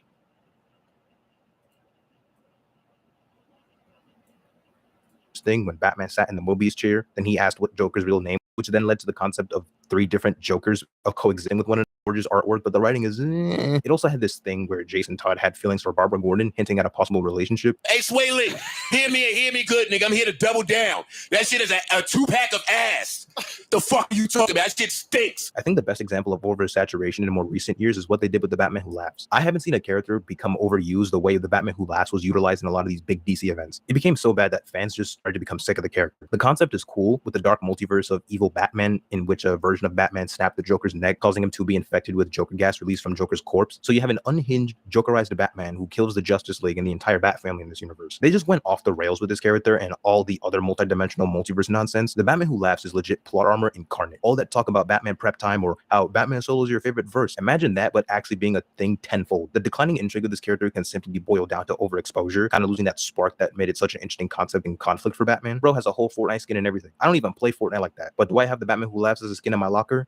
Yeah. One thing I'm not the biggest fan of is when writers try a bit too hard in trying to connect Batman and Joker's origins or overemphasizing the whole they're 2 sides of the same coin trope. There's this recent retcon in Chip Zdarsky's Batman run where one of Bruce Wayne's mentors named Daniel Capito, who was a large part in teaching Bruce how to manifest his Zur-En-Arrh personality, basically Batman's backup personality in case his mind were to be tampered with. Joker was obsessed in trying to bring out Batman's Zur-En-Arrh personality after his first encounter with that persona. Both him and Daniel believed Zur-En-Arrh to be the true, pure Batman. Bruce's former mentor decided to train the Joker on how to harness his mind 6 months or so after he fell into the vat of chemicals. And he applied the same lessons he taught to Bruce when he was younger. Yeah, I'm not a fan of this at all. It was interesting to see what they were doing with the failsafe character, which is basically a robot designed to take down Batman in case he ever went rogue, which was created by Batman's Zur-En-Arrh personality, in which Bruce didn't even know about his other persona making a secret killer robot. It's like, okay, here's what we're doing with this story, but of course we gotta have the Joker tie into it somehow. Writers, I beg y'all to adapt more Batman stories that don't have Joker as a center antagonist. Now, I'm not saying there should never be any Joker stories ever again, or there should be a temporary ban on using the character in media entirely. Like I said in the beginning, I like the Joker. He's noted as Batman's best villain for a reason. The problem just stems with how it feels like these folk at DC can't fathom writing a Batman tale without the Joker in some way, which to me is kind of a disservice to the rest of Batman's rogues gallery that have been established over the decades. Exactly, because Batman has so many fire villains, way in tormenting Batman, forcing him to come up with unique ways to take them down, whether it would be testing his physical and or mental limitations. Then they're going to go out of the way to give Joker whole spin-off movies and placing him in games where he shouldn't be in. It's like, damn, bro, let's do this.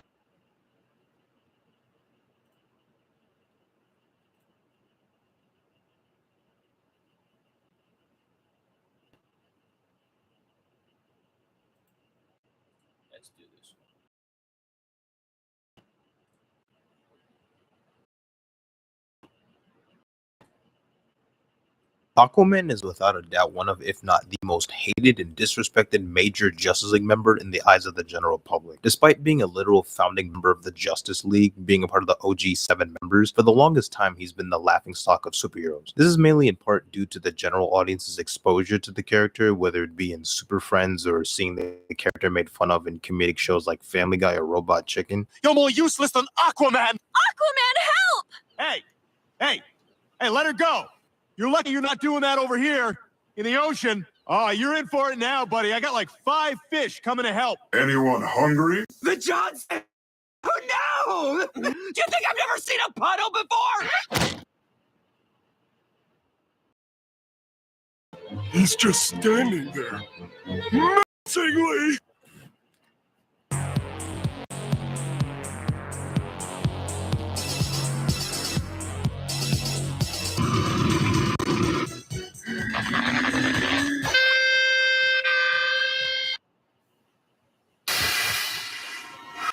Oh. It's an egg sac. Let's look at the embryo. Twins. Sponge boy, me Bob! And this. Excuse me. I didn't do it. Oh, don't you hear it? Yes, I did it. I did it. I took the bird. Please, make it stop.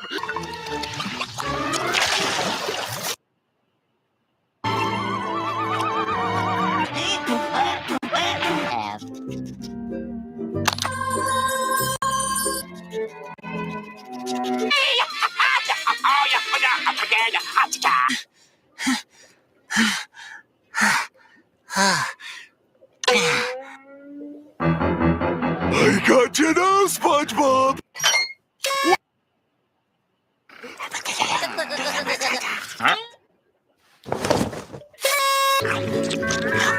I'm Squidward. He's Squidward.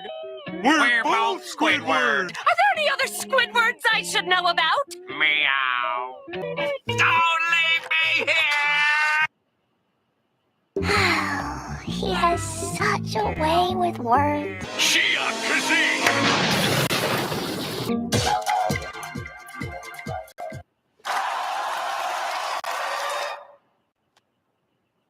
There, sir. But that just wasn't fair. Loser! I bet if he... You're sitting on my friend. Check it out. Good night, Gary. Tiny Tim? Wait. Excuse me a sec. You're all ready. Watermelon. Patrick, are you coming? Yes. Patrick, it's this way. Where? Here. Oh. Okay, get in. Hey, Squidward. Hey, Squidward. Hey, Squidward. Hey, Squidward. Hey, Squidward. No, silly. That's on the 15th. Shame. Work slipped so bad. Employee of the month always keeps a brick of lead in his hat.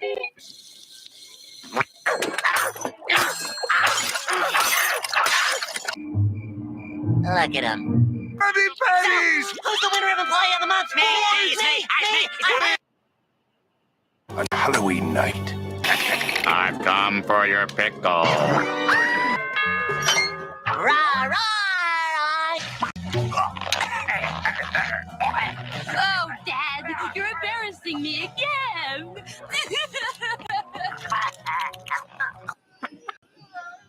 Hey, what do you know? Oh, just 2,000 years later. Future. Somebody say jellyfish. What are you simpletons doing? You're supposed to...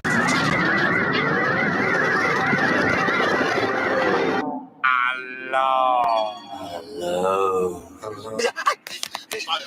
Where's the time machine? Where is anything?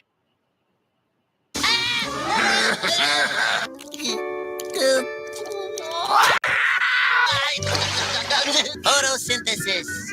Photosynthesis. Not mar that perfect dream by an oral stain. I can make 1,000,000 of me! This looks neat. I wonder... You look real good with a mustache, Mr. Krabs. This'll make a great fish story. Huh? This before it gets out of hand. I'm sick, Patrick. I'm going to the doctor. Horrible as the suds. Don't touch me, I'm sterile.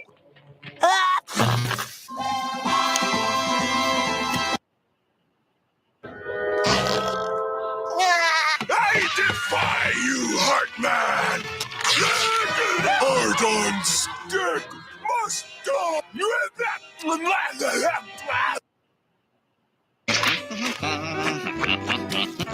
Squidward! Squidward, what? A guy with a mustache. Look at me, I'm a guy with a mustache. Rev up those fryers, because I am sure hungry for one. Help! Help! Heave to and prepare to be boarded! Go home already. Blind Beard the Pirate! Oop! East? I thought you said Weast! Dumbass. I gotta see it, I gotta look at it, see it, and glom onto it. 50 cents. Nope. Let me check my other pocket. Forget it! What did you say? Just take your... Yeah, Patrick? This isn't your average everyday darkness. This is advanced darkness. Patrick, what am I now? Stupid? No, I'm Texas. What's the difference?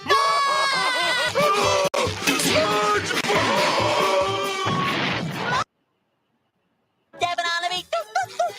Stepping on the beat.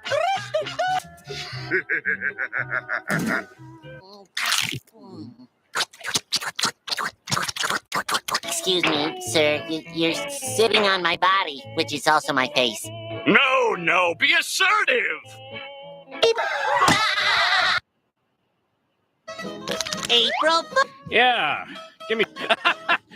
Hey, that was pretty good. Can I get a couple ice cubes in here, please? What did you do to my drink? You what?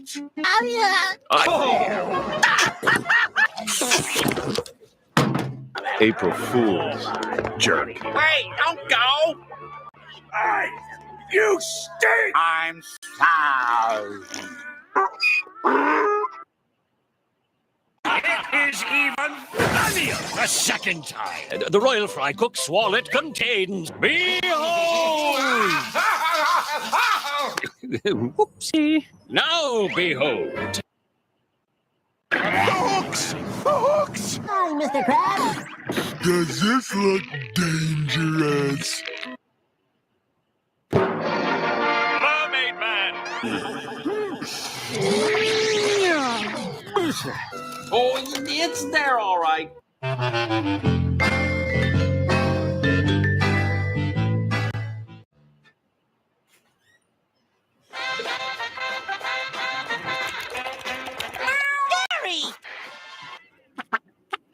You. Sponge, stop staring at me with them big old eyes. The monkey! While I was on the toiletry. Ow! Ow! My tailbone! Now, these are just lighthearted, harmless jokes, time and out. most comic fans video. would probably I find made them a video, funny, but a but the video main that issue is that I this is unironically how the rather general public watch thinks at of this very Aquaman as a character. They genuinely believed for the longest time he was just useless fodder with nothing of value. Thus, in turn, you have a lot of became more common amongst average folk. The biggest misconception on Aquaman is definitely his connection to other sea creatures or how he communicates with them. Do you talk to fish? The water does the talking.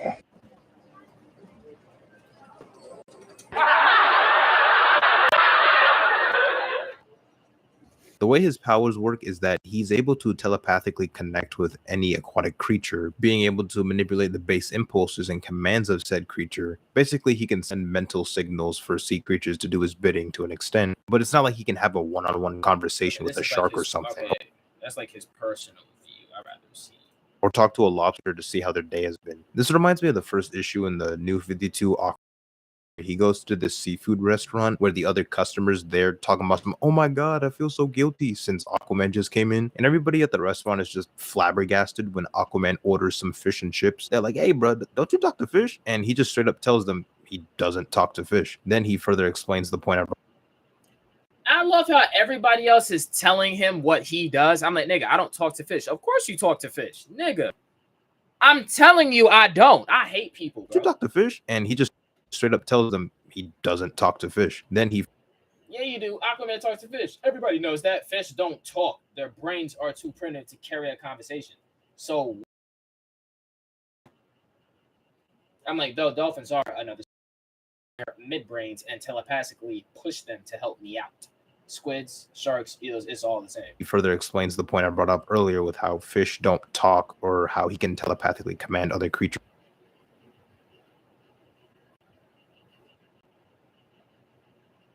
Like dolphins. Jeff Johns' run on Aquaman during the New 52, I think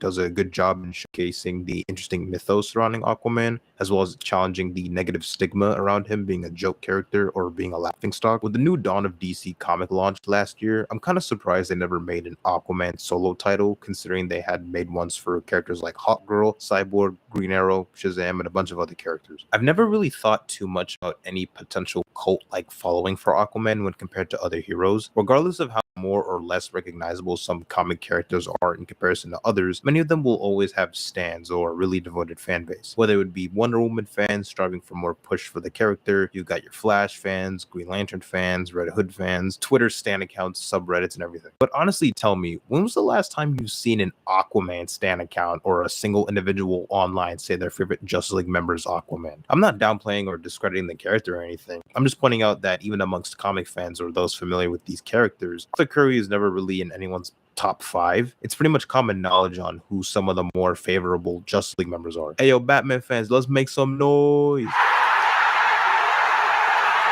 All them Superman fanboys, let's make some freaking noise. For all my Aquaman fans out there, let's make some mother freaking noise. But honestly, I don't think that's necessarily a bad thing, so long as the character is at least respected and exposed to the public eye in a meaningful way. Despite the universe's many shortcomings, never in a million years would I think a solo Aquaman movie would be the DCEU's most successful film in their entire slate of projects. If you would have told me about a decade ago that the only movie in an interconnected live-action DC universe to break $1 billion in the worldwide box office wouldn't be Superman, Batman, or the Justice League, but instead it's Aquaman, you're out of your goddamn mind. Say what you want about the movie, whether you love it or hate it, but the first Aquaman movie is visually stunning. It has one of, if not some of the best live-action comic book suits ever put to screen. The epitome of superhero suits being comic book accurate and sexy at the same time. Lord have mercy, I'm about to bust. One of the only few strengths of the DCU were the costumes themselves. Whoever was designing those suits for Aquaman and the Black Adam cast were putting in that work. They were in their bag for real. Boy, he got that shit on though. I was genuinely shocked with how they depicted Black Manta's suit in the film, and they somehow made it even more stunning and comic accurate in Aquaman and the Lost Kingdom. I also appreciate how much they maintained Black Manta's biggest hater type energy. Bro wanted all the smoke through and through. One of the top haters in comics, you gotta respect it. Some of the other little design choices I liked were how you can see some expressions on Ocean Master's helmet, which is another design they cooked within this film. Hey, Marvel, take some notes and stop with this muted color over design crap. Comic accurate suits can look good on screen. You just need some of the right materials. As much fun as the first film was, the sequel, Aquaman and the Lost Kingdom, was a load of At that point during the film's release, not a single soul cared about the DC movies coming out at the time, since it had been almost a whole year since James Gunn announced his reboot plans. Not to mention this movie was going through hella reshoots and poor test screening performances, with the constant reshuffling and plans shifting at WB. Scenes cut with Michael Keaton as Bruce Wayne, then some cut with Ben Affleck set to appear, which makes sense as to why they had to cut that out entirely since neither actor would return in the DCU. These two clips are unironically the last scenes in the entirety of the DCEU. I am Aquaman.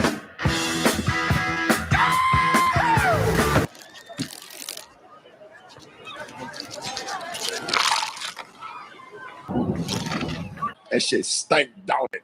Ugh. I'm pretty sure this was confirmed, but if it were up to me, I wouldn't have Jason Momoa return as Aquaman in James Gunn's DCU in any way, shape, or form. I have nothing against him as Aquaman. I think he was one of the standouts of the DCEU, and I really enjoyed his take as the character. I'm just saying, if Batman and Superman are coming in with fresh new faces, then everybody's gotta go. Also, he'd make a much better Lobo than Aquaman anyway. I think that's something everyone can agree on. With the Aquaman disrespect, that is just way. Yes, and I heard they're in works of doing that, make him the new Lobo.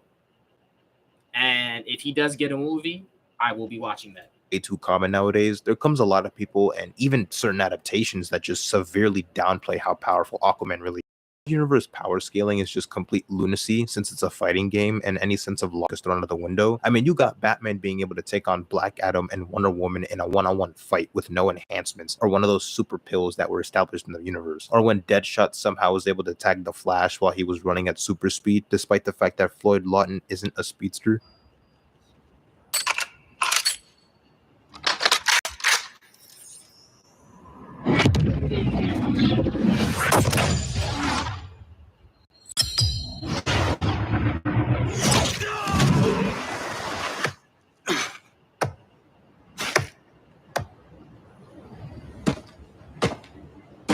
Nice aim, Deadshot.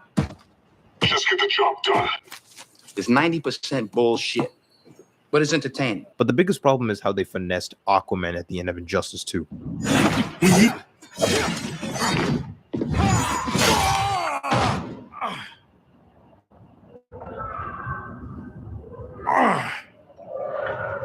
I'm tired of fighting you, Arthur.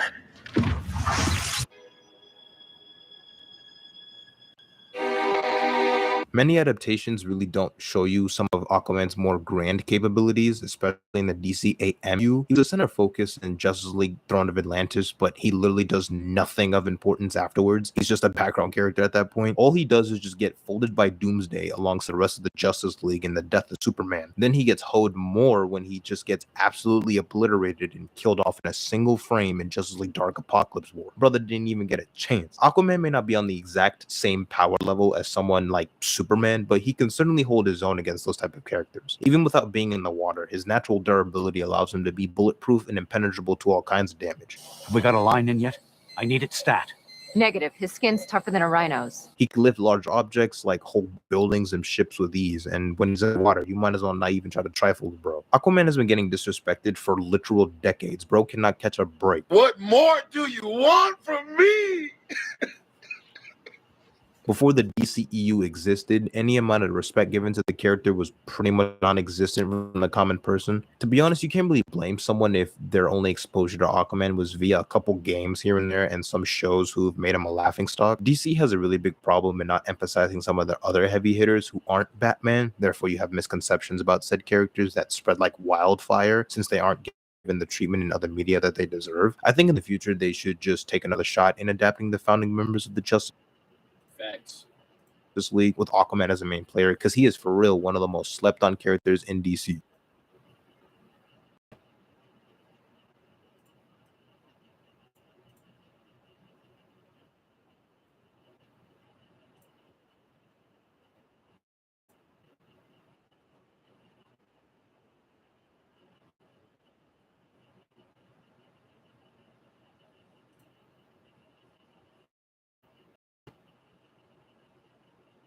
All-time player draft.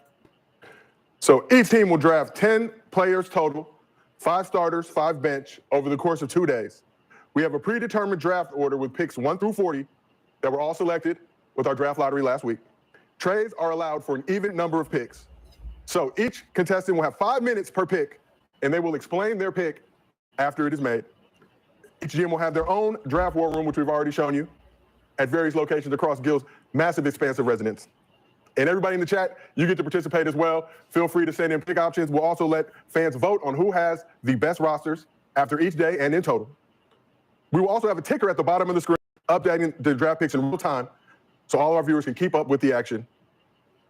And as previously mentioned, here's the day one draft order based on our draft lottery. It'll be popping up on your screen shortly for all to see.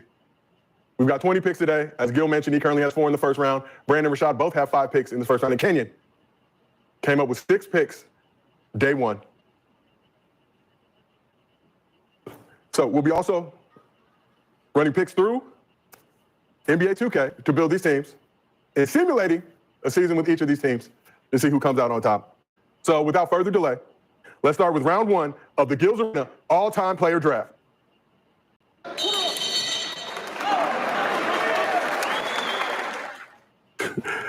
So Gil, you won the draft lottery, have the first pick. Your 5 minutes start now. No, let's take that means we thinking. See what he's got going. Him and Nick Young, hard at work. That brain is bigger. Thinking. All right, so look, obviously it's gonna be either Jordan or LeBron. It can't be political. All right. Before we even get into this whole thing, though, can we address Arenas' house is way bigger than I thought it was. This nigga has a whole studio, a whole separate camera room or something like that. He has a theater room, and I'm pretty sure he's at his home place.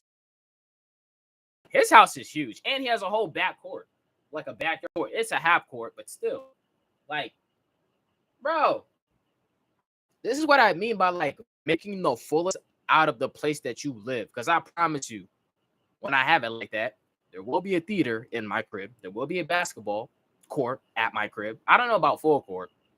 I don't know if I'll need full court. I might do half court and then a swimming pool. And I don't think I need a studio. I don't think I need a whole studio. You know what I'm saying? But I might. Because I don't need a studio for when it comes to my streaming. But let's say if I want to do podcasts with one of my cousins or something like that, I'm going to want the space. I'm going to want to be on a couch type shit with a mic, talking, smoking, and chilling type shit. So I might want a studio. It might not have to be too big. I don't need one this size. Maybe the one that Berlin has. I might want one that size. That's fine. That's fine. Cool. We'll just go with Jordan. Just cause think about it. Do you want Jordan first? Gil got Melly in there as well. Okay, so we got. Think about it. Tell everyone to move around. MJ. You go MJ. LeBron. Could it be LeBron? Could it be MJ? Could Bob Cousy get some love? Big. You don't go big man. It remains to be seen. And only the option. But now let's check in with Gil. Gil, what's going on in there? So if Kenyon goes Kobe, then we can have Jordan little Kareem or Shaq or some shit, right? But if Kenyon goes a big, then Kobe's there. We got Jordan and Kobe, and since they did it positional, that's 2 shooting guards. That means Kobe has to come off the bench with our 4th pick. If we go, all right. If we go LeBron, right, we can put him at the 1, 3, 4. Then we can probably draft Bronny at the 4th pick. Crazy, and then we gonna go Jordan. Then if Kenyon goes Kobe or Big. They said about who's shorty in Gil room? God damn. Yeah, I didn't even know he was married, or I think that's his girl. I'm pretty sure that's his wife, though. I'm pretty positive that is his wife. Who is she, though? Because I know she has an accent. It sounds Jamaican or one of the Caribbean islands. No, not Jamaican. It sounds Trinidadian to me because I was watching his stream when he was gaming, and it was just him and her. We have wiggle room. I'm with it, man. What you think? Me personally, you know what? Think about it. Let's look, man. Let's go. I'm going LeBron as number 1 pick. Me, number 1 pick, LeBron. You know what? I'm about to just call. Let me just put my feelers out. All right, go ahead. And if we're choosing every player in their prime, I'm going LeBron. Go down there. Go ahead, text agent. Pick. I'm going LeBron. I'm thinking we might go Brown. If we go Brown with the first pick, you might be happy, and I can get back on the that's the safer option, though. Because JJ ready. I'm just talking about ball boying and stuff. I can do anything, something. Then 145. You hear him? I'm trying to get back on the Lakers. Let's get Brown. Let's get Brown and Bronny. Make the Lakers think. Let's draft Bronny first. Select Bronny first? Bronny first, baby. Let's go Bronny James with the #1 pick of everybody. LeBron would be happy. We did exactly what happened to Pops. We made him #1. How many minutes we got left? Is this nigga 2.5 minutes left? Oh my God. For Gil to make his pick. We already know his first 2 picks. He got Bird and Wemby. Wemby and Bird. Yeah, that's a good. So we got 1 4. That's a good little team, though. I ain't gonna lie. What I'm hoping, listen, if we go Bron, we could get Brandon goes Jordan, of course. If Kenyon goes big, Kenyon can go Magic or big. I'm thinking more Magic though. Okay. Kenyon goes, big man tries to stick the big man. So here. So what do we do? I mean, you want this first one, so you go. Shit. But let's think about it. Let's think about it. Okay. We can't lose either way. We can only get jammed if Kenyon picks a big and we go Jordan. That means Kobe. Then we just can't let Kobe go. We can't. Because I'm like, oh no, we can. Oh no, we got the 5th pick too. What about KD? Or at the #1 pick? No. Oh no, we have to worry about that later. Okay, we worry about that. So you ready? You ready to hit this motherfucker? Hit this one? This one being ready. Because I just don't want you to be mad at me if I tell her Nick Young and you. Oh, now it's on my computer. We seen the pick. We can go cold one. Then we're gonna do. We got 30 seconds. Brian gonna go start. Yeah, he's gonna go cold. I will pick Cole first, but I just got a feeling we gonna still have him. You gotta go with Bron. You gotta go with Bron. Go ahead, let's do the #1 pick. We ready? We ready. All right, so who are you taking with the first pick? The King, LeBron James, baby. Okay. LeBron James taken with the first overall pick in the Gills Arena All-Time Player Draft. Why did you guys decide on LeBron out of all the potential other candidates to be taken first overall? Because there's and it's all positional. With depending on what the #3 picks, what Kenyon picks, it could jam us up. So we'll rather be mobile. So we can still now go get a 2 guard. We can now get a point guard. We can still get a 4. We can still get a 3. So we can have KD and LeBron on the same team. Yeah, it makes more sense. We're versatile, and he's the king, man. He's the king, man. Oh, hey, Richie Paul said. Okay. We got tickets, baby. He's the tickets, baby. So Gil, I heard you say LeBron can play the 1, the 3, and the 4. He can't play the 2 or the 5 on your squad if you go small ball? It depends. We'll let you know. Okay. We'll let you know the rest of this draft. So now let's move on to pick #2. Brandon Jennings currently on the clock. Gil and Nick Young selected LeBron James first overall in the Gills Arena All-Time Player Draft. It remains to be seen who #2. Let's check in with Brandon and his crew as they get hostile, trying to figure out their second overall pick. Hey, Gil, I want to propose a trade to you. For a pick. I'll give you my 14th and 15th pick for your 5th and 38th pick. So Brandon has offered up his 14th and 15th picks for Gil's 5th and 38th overall pick. Wait. Say that again. Wait, what we get? I said I'll trade you my 14th and my 15th pick for the 5th and 38th pick. 14th and 15th pick for the 5th and 38th pick, Gil. Look at them down there. Look at them. Let's think about it. Can we get for you? Rashad says no go on the deal. Yeah, can we see this? So 5th and 38th pick for the 14th and 15th pick. Brandon still has a second pick, but trying to position himself before announcing that second pick. Kind of dope. We could lose it, but it really depends. So right now we got 1, 4, 5, 12, 21. Okay. Right. Yeah. So that means our 5th person. Gil, the chat is saying resoundingly don't do it, but that's just the chat. Our 5th pick will be in the 2nd round. Yeah, but we have a solid ass 4 traded. We have a solid good 4 though. But it's the best of the 4. It's the top 5. Kenyon got 6 people before the 2nd round. He ain't got LeBron. That means we should. We got LeBron. Right. Brandon, you have a little over 2 minutes remaining before you make your second pick while we wait to see what's happening with this trade. I don't know if Gil's stalling to make you miss your pick or not. If we go 1, 4, we go 12. He's always up to some shenanigans, though. 14, 15. We got 5 picks before 15. It's good. We're the first ones with 5. That's good. But What if it don't go like we think? It don't matter. We got 5 picks before 15 picks, nigga. Well, who we gonna get? So after the 4th pick, who else we gonna pick after that? So we asked the chat, should Gil trade? All these niggas up here, man. 38% say yes, 62% say no. Currently, we got over 1,000 voters already. Tell me yes. He went to chat. Huh? Tell me yes. Wait. Give me 10 seconds. Are you sure? Wait, 10 seconds. But still, it's the 5 pick. What the fuck you want, a big man? 10 seconds. We ain't got time for 10 want seconds, women. but we always got time for a question. There's always time for one more Yeah, question. she's French. So yes. We? Get 5 picks. Gil, you taking the trade? We get our 6. Then we're the first number. We're the first pick. It better work. Round. If it don't work, you owe me a shot. Call him. Bet. Call him. He owe me a shot if it don't work out. Tell him yes. It better work out. Please let it work out. So the trade has been confirmed. Gil will be trading his 5th and 38th picks to Brandon for the 14th and 15th pick. But Brandon, you are still on the clock with number 2. So do you have a number 2 pick yet in the Gil's Arena all-time draft? Yeah, we're going to take Michael Jordan at number 2. Brandon has selected the second best player in NBA history, Michael Jordan. Where the horn at? Where the horn at? 6-time champ, 6-time finals MVP, 5-time MVP. Largely considered the GOAT by most over 35 years of age. Cheers, y'all. Brandon, how you feeling about the Jordan pick, and why did you take him number 2? Because in big moments, he never failed. 6-0, the greatest 2-guard ever, the greatest player ever. So how can you pass on Michael Jordan? A very, very, very good selection with your number 2 overall pick. Are you surprised that Jordan was still available at 2?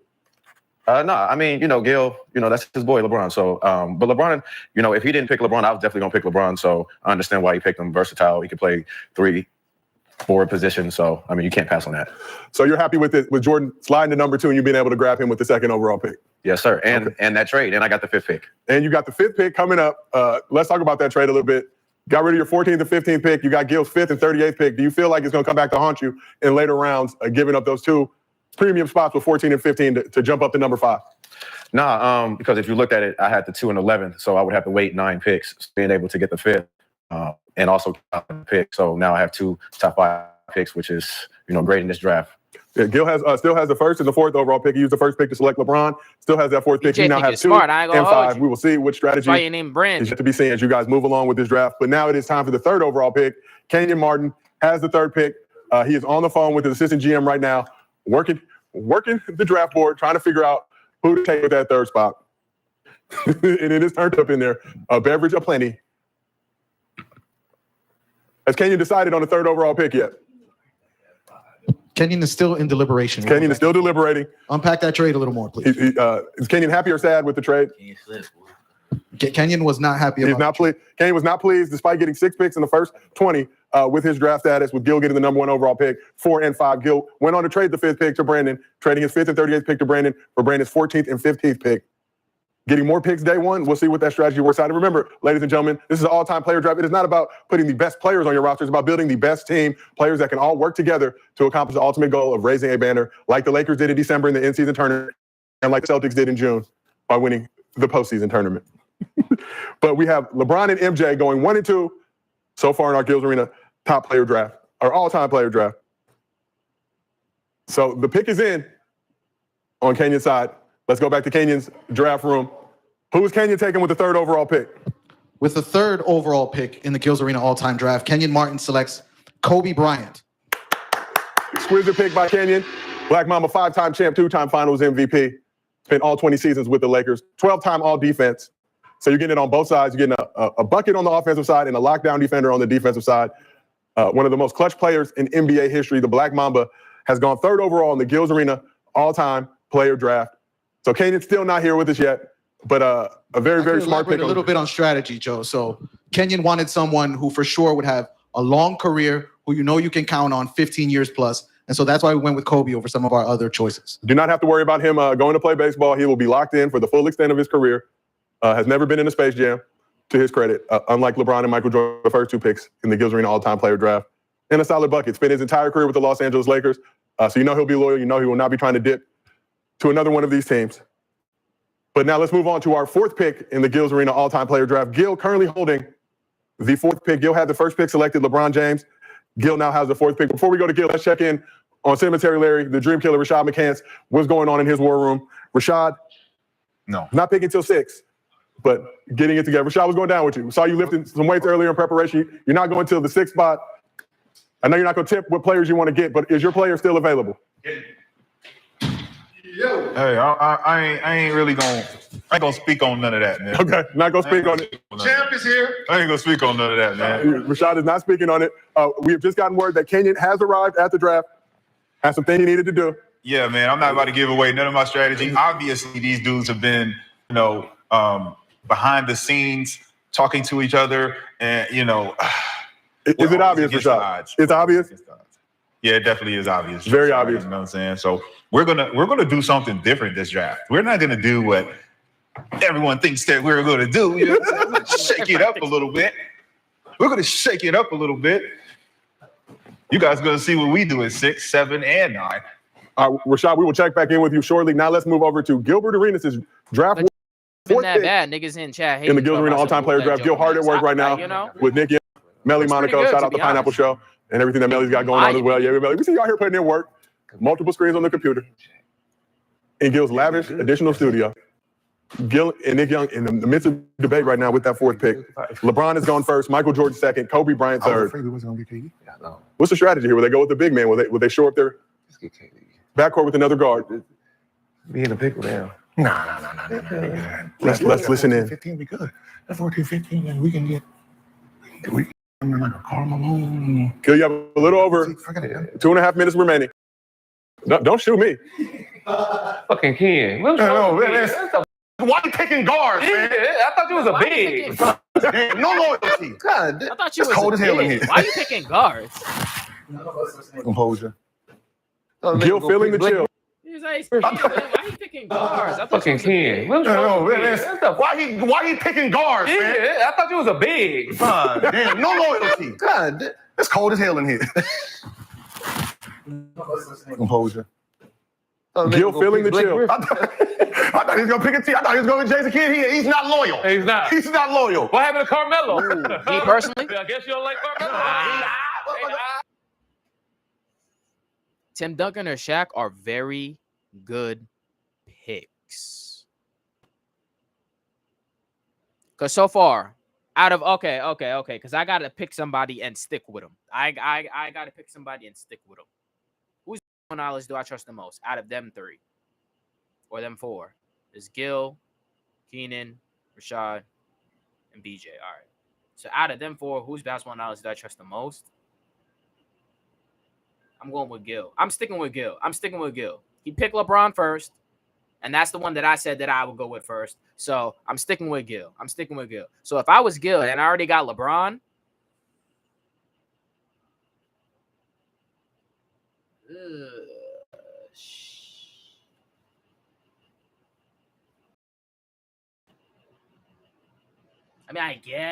Shaq would be a better partner to LeBron than Tim would. Would he? But would he though?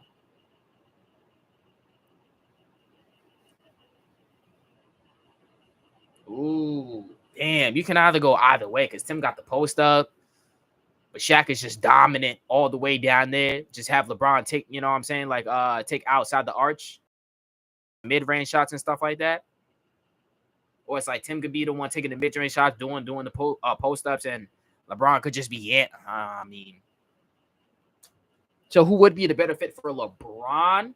Me personally, I would go Shaq. But either or, I don't think either or is a wrong decision, especially when you want to pair him up with LeBron. Because since LeBron is so versatile, either choice ain't the wrong choice. And to keep it a buck with you, I hate screens like this. To be honest. Curved screens and stuff like that. I feel like it makes it hard to read certain shit. Marcus Camby? Shit. Kid Carmelo Anthony. Kenyon elected to go with Kobe Bryant. When will we see a big taken in this draft? No love or big men as of yet. But they do need to round out this roster. Guards, forwards, and centers. It's the best option. Gil still hard at work. Gil, you got about 45 seconds remaining. We hear you. And I hear you as well. A sandwich, but I'm still thinking. All right. Bird out better than. Nah, he don't. Rashad going Bird. Yeah, for sure. So he'll be off. Ooh. He might fuck around and get Wemby. He'll be off. Well, Larry Bird break the color barrier of the Gil's Arena all-time draft. So that means So that means at 12 we can still get 3 picks, 3 black men selected. I'm with that. I don't think Bob Cousy still on the draft board. Let's get Katie. He good. We good. We good. Tell him. You already know who we got. Gil, who are you selecting with the fourth overall pick? Kevin Durant, baby. Let's go. Really? In a surprising move, Gil has selected Kevin Durant with the 4th overall pick in the all-time player draft. Money sniping. KD, a 2-time champ, 2-time finals MVP, 4-time scoring champ. He will get you a bucket when needed. 11-time All-NBA selection. Teetering on that 30,000 point milestone at 28,924. 10th all-time. Why did you guys pick KD with the 4th overall selection? We wanted Cole, right? So we can get our 2. We thought King was gonna take a big off the board. So we was banking on Kenyon going big. So the fact that he didn't, we're going to go with someone that I don't think is going to be there 6, 7, 8, 9. See, I can see Rashad didn't expect that, and the fact that I think right now with the 5th pick is going to be another guard. We have the 12th pick, so with the 12th pick, we can still get a big man, a good one. We can still get a good big man because there's not enough. I don't see Rashad picking 3 big men. So right, so the fact that he can't pick 3 big men. We're gonna at least get Shaq, Wilt, Duncan. Okay. So we can still get that person. I don't think Kevin Durant's gonna be there. So, we're gonna roll the dice one more time because we got 12, 14, 15. Okay. You're saying too Are you much. regretting giving up that 5th pick at all right now? You're saying too much in your moves, bro. You're saying too many names. I am. We got Durant. We had Durant and somebody else just now. Okay, so right now, Durant and Wilt, right? I'm really mad at King. I know. I really want to throw this ball at King. We taking it out on each other. Like we together. So we together. You concluded the first round 1 of the Gil's Arena All-Time Players Draft in the books. I will tell you all the first 4 picks again in order. Gil selected LeBron with the number 1 overall pick.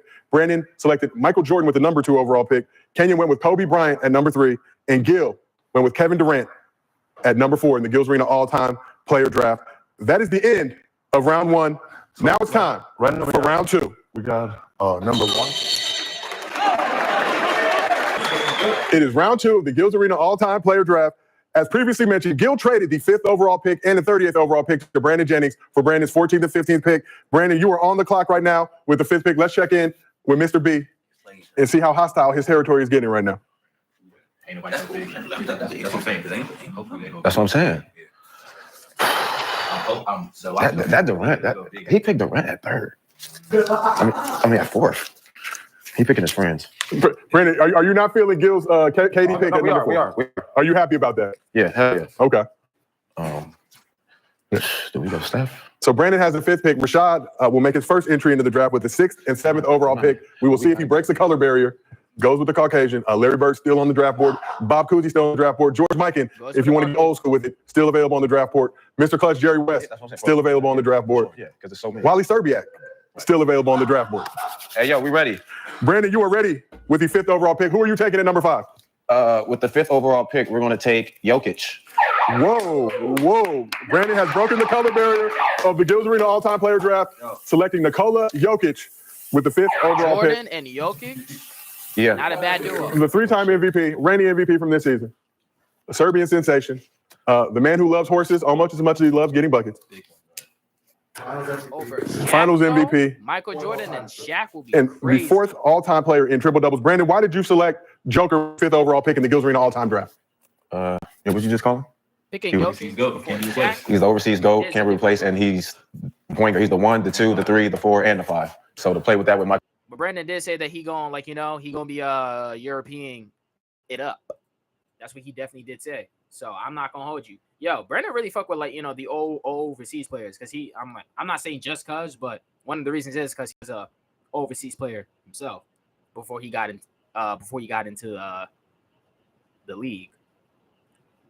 Jokic over Shaq. That's an interesting choice. Michael Jordan, he can spread the lane out for Mike, and Mike can get busy. He's the overseas GOAT, can't be replaced, and he's the point guard. He's the 1, the 2, the 3, the 4, and the 5. So to play with that with Michael Jordan, he can spread the lane out for Mike, and Mike can get busy. So, Brandon, your first 2 picks, Michael Jordan, Nikola Jokic. How happy are you right now that you were able to draft or to trade up to the 5th slot to be able to grab Joker at number 5? I'm very happy. I mean, he's one of the best big men ever. So, and with us having to sit and wait for the next round, it was important for us to get a big right here. So there are a lot of people in the chat wondering right now why you didn't take a player like Shaq, who was also available on the draft board. they're feeling some type of way about it. So why did you think Joker was a better pick than a player like Shaq? Because he can spread the floor. He can play outside and inside. He can pass. He can shoot threes. Everything. So he's just a total package. All right. Any defense. Any defense. Some would say that maybe not as well as he should, but he does play defense. He does play defense. So now let's move on to Cemetery Larry. The dream killer, Rashad McCants, has the 6th and 7th pick in the Gills Arena all-time player draft. We'll see what strategy he uses to take these players. He technically has 10 minutes now between these two picks. We ready? You are on the clock for the 6th pick. Rashad, you are ready? Yeah. Who are you taking with the 6th pick in the Gills Arena all-time player draft? Yeah, we're taking Tracy McGrady, man. Whoa, Rashad has decided on taking Tracy McGrady, 6th overall. And Mr. Cemetery Larry, why did you decide on taking T-Mac with the 6th overall pick? Well, it's Tracy McGrady. Come on, man. Okay. I mean, outside of Mike and Cole, as far as potential and excitement and skill set, there's no one better than Tracy McGrady. I think it speaks for itself. We got a good thing coming right now. So you also hold the 7th overall pick in this draft. So we will let you guys get back to that. No, we're ready. Are you ready with the 7th pick as well? Rashad, a man that respects people's time. Who was the 7th overall pick? Yeah, we're going with Wardell. We're going to go with Wardell Curry. Steph Curry with the 7th pick in the Gills Arena all-time player draft. Rashad, you took Tracy McGrady at 6, Steph Curry at 7.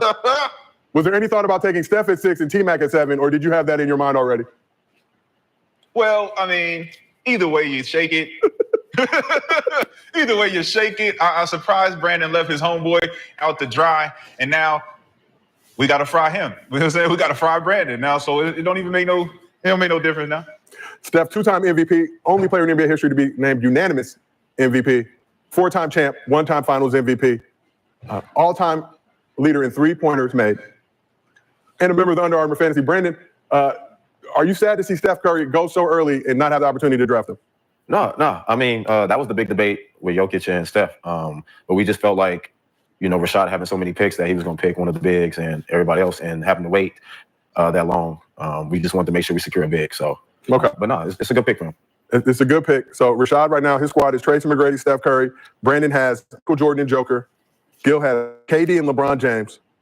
And we're moving on now to Kenyon Martin, who will make the 8th overall pick in the Gills Arena all-time draft, his 2nd selection of the day.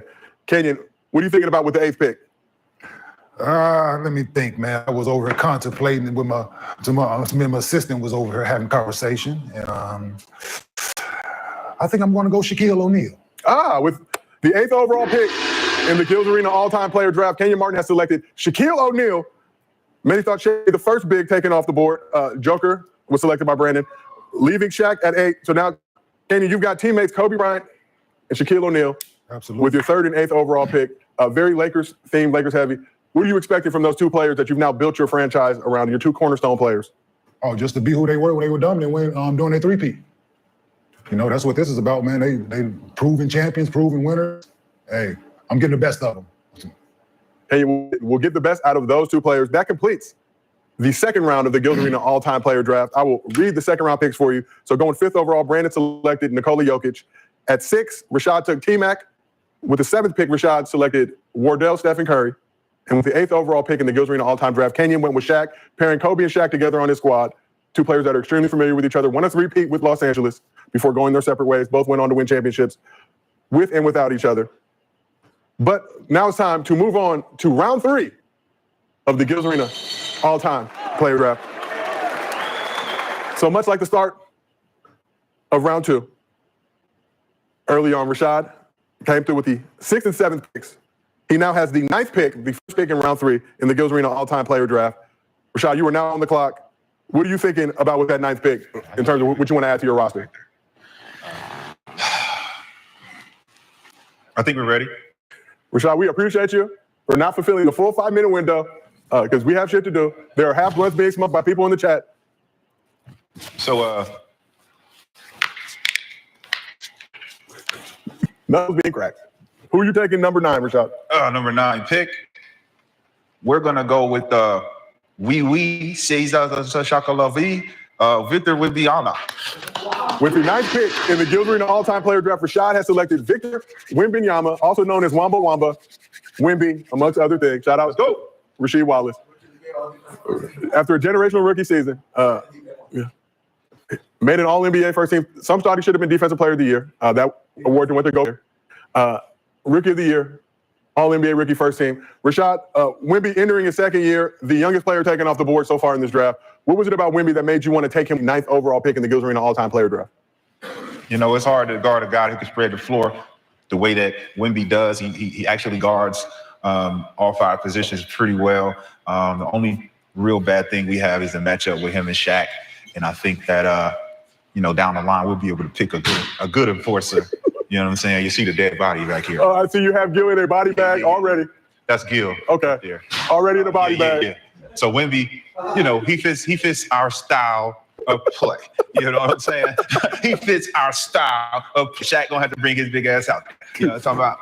So any obviously you have some picks later on in this draft. Are you gonna go big there to try and give Wemby support at the big man position? Or are you just gonna keep mixing around, taking the best available talent? You know, we may do this, we may do that. Why so serious, big fella? Rashad McCants selected Victor Wembanyama with the 9th overall pick in the Gills Arena All-Time Player Draft. Kenyon, you were on the clock with pick number 10, the second pick of the 3rd round in our Gills Arena All-Time Player Draft. Rashad went young with Victor Wembanyama. Yeah. Kenyon, who are you thinking about with the 10th overall pick? There's a lot of great players on here, man. Been torn whether I want to go young, old, in the middle. So me and my assistant, we talked about it, and we're going to go Kevin Garnett. You were going Kevin Garnett with the 10th overall pick in the Gills Arena All-Time Player Draft. There was some thought that you would keep her Lakers-centric, perhaps drafting Derek Fisher just to keep that core of the Lakers three-peat, but you decided to go with KG, 2008 NBA champ, MVP, 15-time All-Star, 9-time All-NBA, 12-time All-Defense, 9 first teams, 3 second teams, 4-time rebound.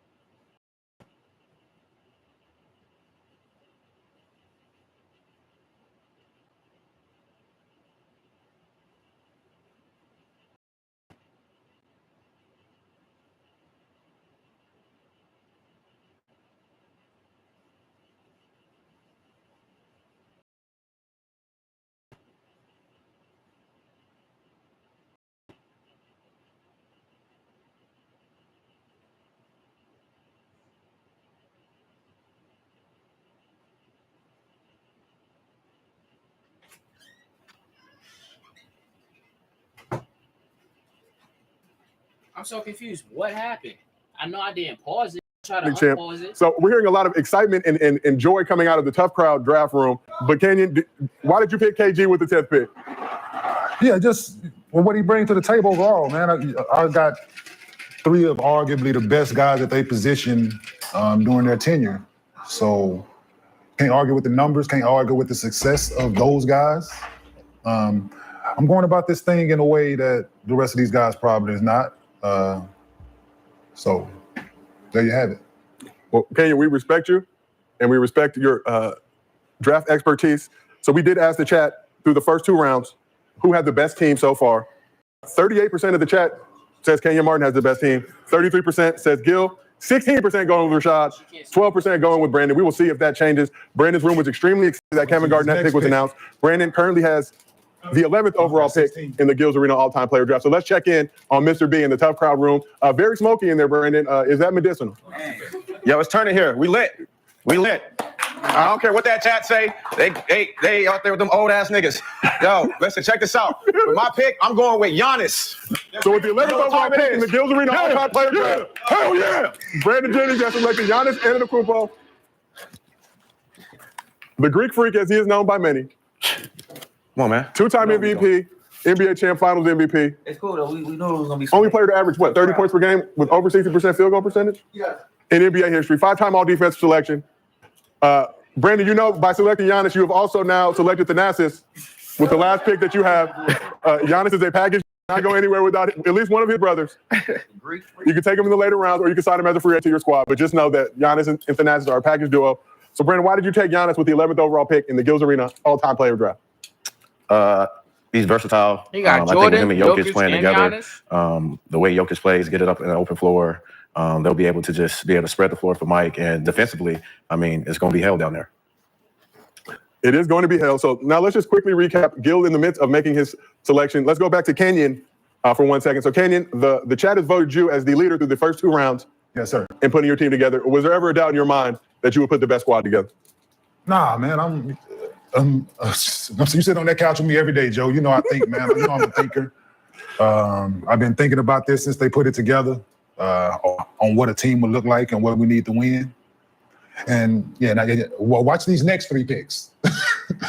Like, oh, you got something up your sleeve for it? Oh yeah. And listen, if people sit on the board, trust me, hey, we finna put this thing together all the way, homie. Okay, we were excited and we'll look forward to anticipation to see what other picks you make in these day other one. dudes. So the only other competition I think in here really that thinks cerebral is Gilbert. Wow. Oh, so you have no respect for Brandon and Rashad? I didn't say I have no respect, but the real competition I think is Gil. Okay. Because he probably got his fucking little black book in his pocket. You know, he probably got all of them on him actually. I would not put it past Gil. I'm sure he's thought about this for several weeks. He probably got his laptop over there, his phone. He got his iPad. You know, he's that man. Nick Young. Gil has Nick Young in the room. Has Melly Monaco. What room are they in? Well, in there as they're plotting. So let's check in on Gil's draft room to see what's going down. Both of them, both players, and it just looks better though. Both players they was on first team 11 straight times. Both, so we don't lose either way. We don't. But who's fault? Duncan. So we got KD. You want to go bigger. You got to go bigger. At 3, right? We got LeBron at the point right now. We got to go our Shaq and motherfucker. We're not worrying about. I mean, damn, if I am following Gil, I should be watching from his perspective. So I know what he's saying during times like this.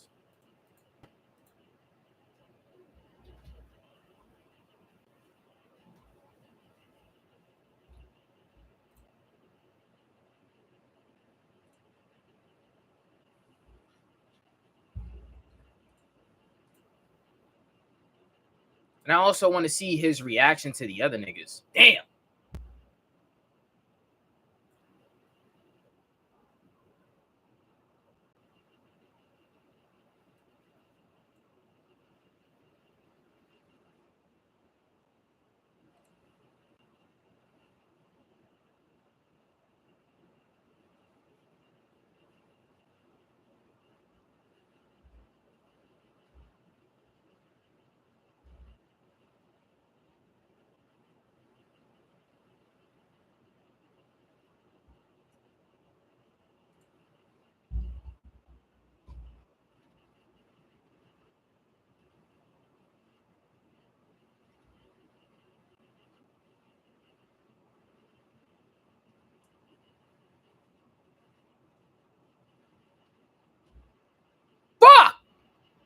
Wait.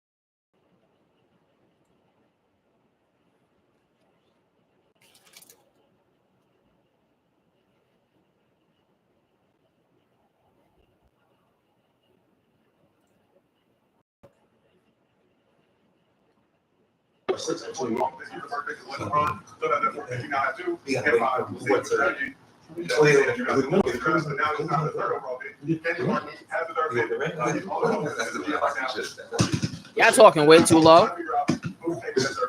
This is big. This is the one we care about. Okay, so this is the one we care about. Show this one. That's the one. This is big.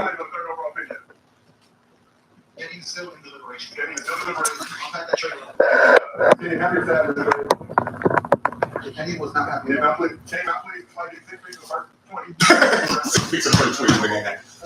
You should have shot. With the big dog, you want to give me a score. Of course.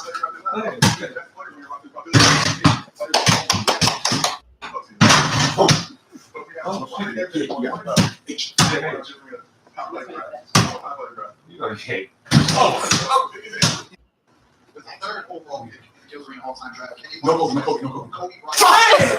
Yeah, no Kobe. Yeah. No Kobe. No. Man, I thought I was gonna have Bron and Cole on the same team. What the hell, Gil? Why? Man, you traded our pick. You traded a fifth pick, and we ain't got Kobe.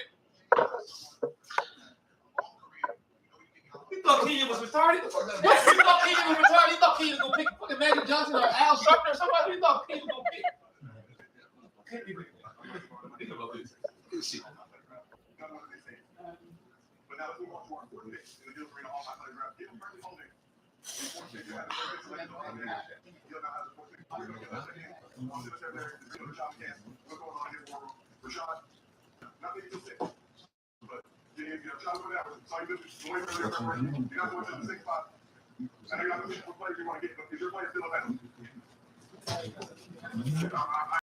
Not too low.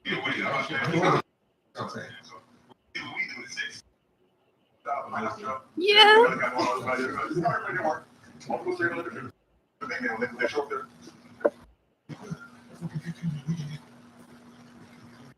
Big. Damn, no loyalty. It's cold as hell in here. You go to Jason, he's not loyal. He's not loyal. So he'll be off. He might fuck out. He'll be off.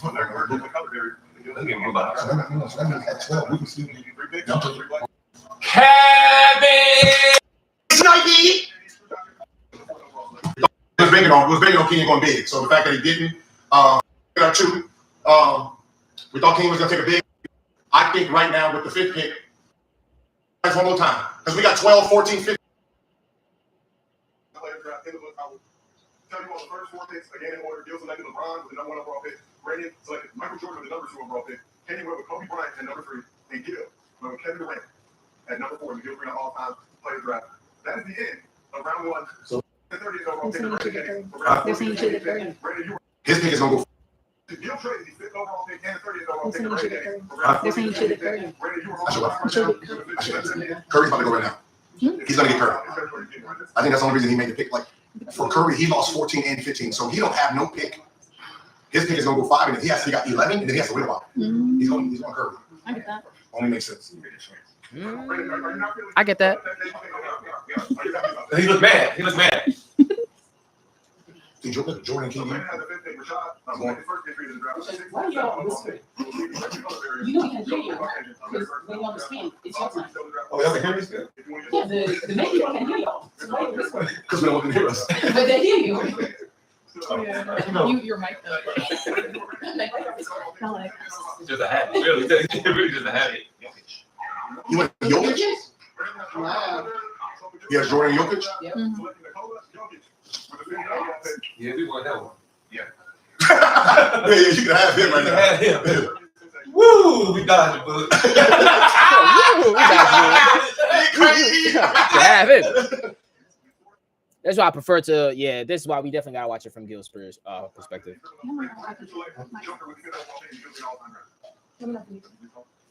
He don't know. He's overseas goat, can't replace at least. It might be the 1, the 2, the 3, the 4, and the 5. 1, 2, 3. He's not a 1, 2, 3, He's a five. passing 5. He's a passing 5. I wish we looked at him on our passing 5. Oh, he check. Heard that though. Oh, I think McCann's one. He's not a 1, 2, 3, or 4. He is a passing 5. Yeah, that's what I said. Yes, 6, 7, and 9. So it was gonna be like KD, like this one, KD, and Jokic. That look like McCann's. So now we don't have enough people to So. Inside the pass.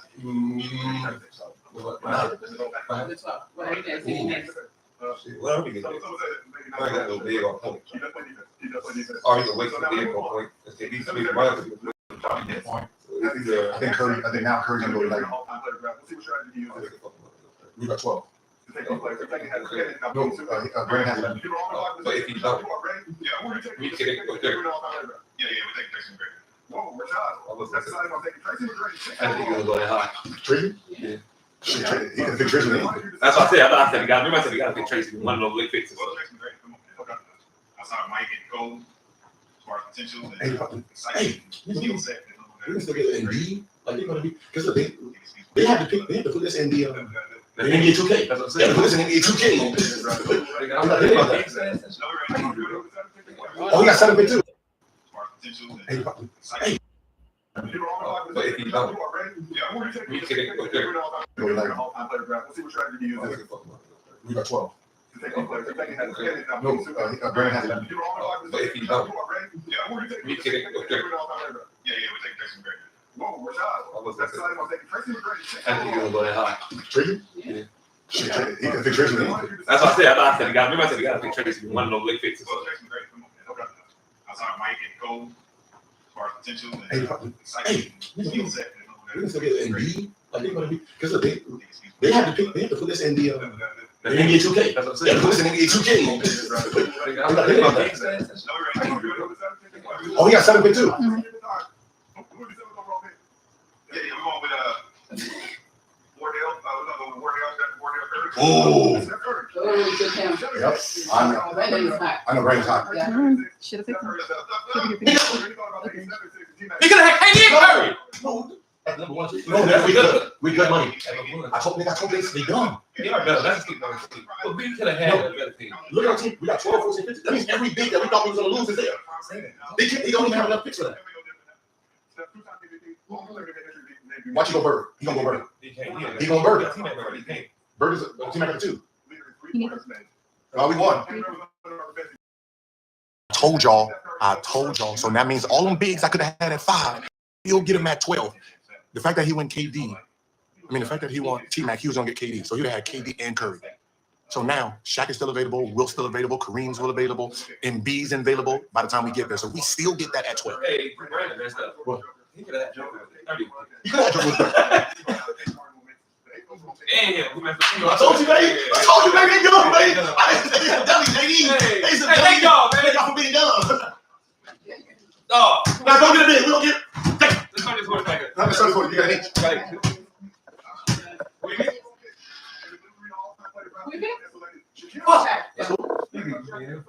Woo!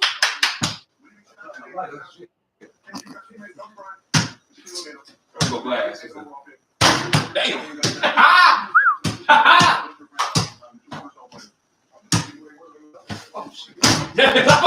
Yeah.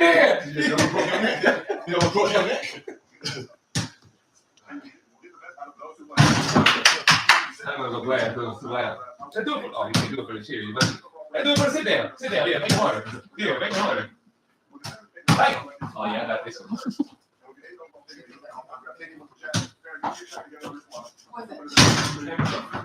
That's the board. Oh, yeah, let's go left. Hey. You're making more shots. This is revenge. Damn, sorry.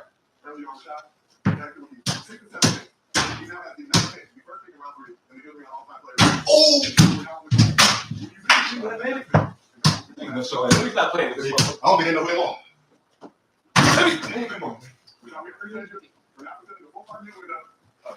He won't with me. Damn. Drop it on nothing. Who you taking number 9? Number 9 pick. We're gonna go with we.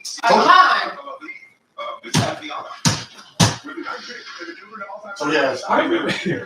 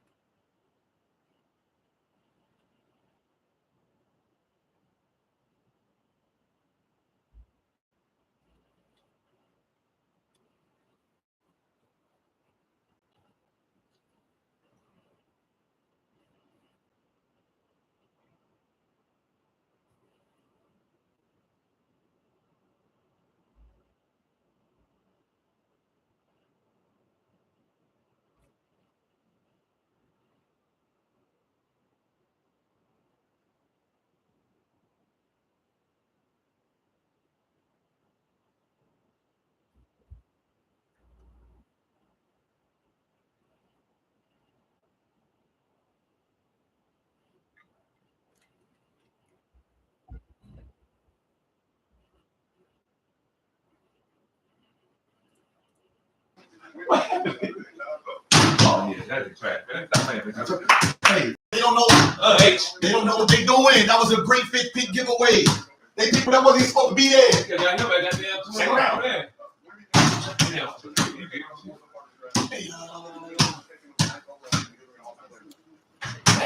That was better.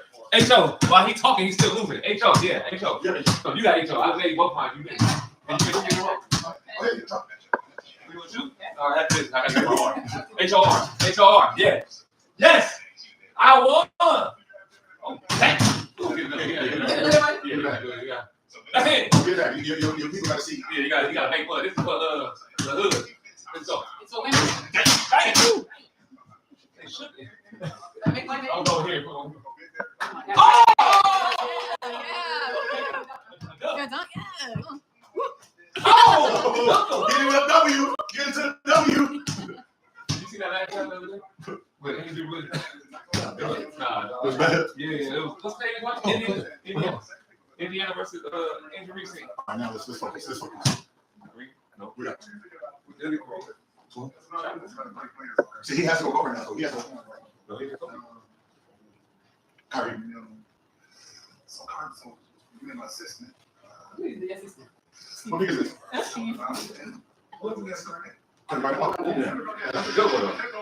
a good one. He has Shaquille O'Neal. Shaquille O'Neal.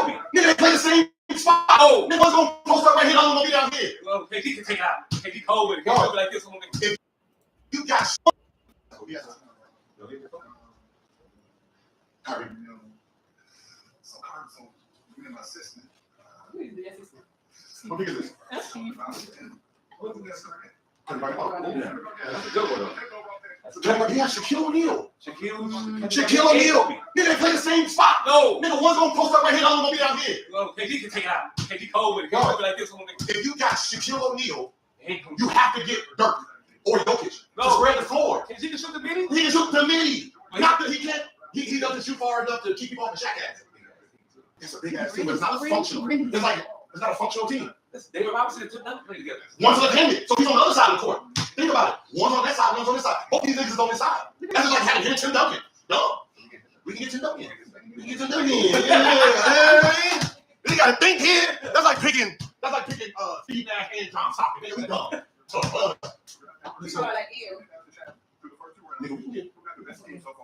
Who got pick 13? Is that McCants? 12% going with Rashad. 12% going with Brandon. We'll see if that changes. Brandon really. Wait, who's the one? Brandon currently has the 11th overall safety. We can lose him. We can get Carmelo. Carmelo. That nigga Carmelo is the first best power forward. The championships give him. No, just ask for it. I just asked for it. I guess. Yeah, you know. Wait, who you got? He got Giannis and Jokic? That's all right. I'm not mad at that. That's better than King's bigs. Because one is a driver, one is a passer. I told you to back It's not there. I told y'all. I told y'all. Hey. We can fuck around gold. We can go Kareem, Wilkes, Joel Embiid. We got 3 picks right there. We got 3 out of the next 4 picks. Kareem can do everything.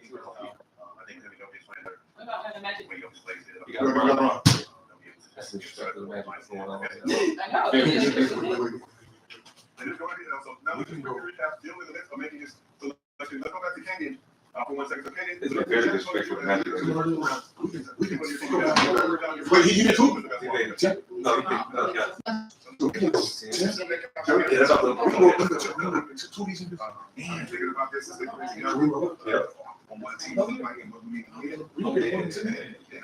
Watch these next 3 picks. I say you might have to go back. Trust me, we gonna do this thing all the way home. He already has a power forward and a center, so he can only go guard. So the overall competition, I think, and it really that thinks is giving. So no respect for Brandon and Rashad. I didn't say I know this, man. But the competition, I think, is him. Okay. So let's see if I got this fucking little black book in his pocket. You know how he got probably all of them actually. He do. And we good. Oh, they can't all myself. All right, listen. If you take away championships, who was better, Carmelo or Duncan, as the player? Whatever championships. Duncan, you don't think so? Okay. It's the big fundamental. Both of them, both players had. He was on first team 11 straight times. So we don't lose. But who's on? Duncan. So we got KD. You want to go bigger? We gotta go KD. We got Bron. We gotta go Shaq. We don't worry about Shaq right now. Because we got 14 picks. Still need a league. Who has the next pick? Rashad. Who's Rashad pick? He picked the center. Yeah, he's the point guard and the shooting guard. Yeah, so he needs a 3 or 4. Who we got? Wemby. Jason Curry. Jason Curry, Wemby. So he needs a 4. And at that moment in time, but he don't have a 3. He don't have a 3 or a 4, right? He don't got a center. No, he's winning. We gonna get killed down there for Shaq.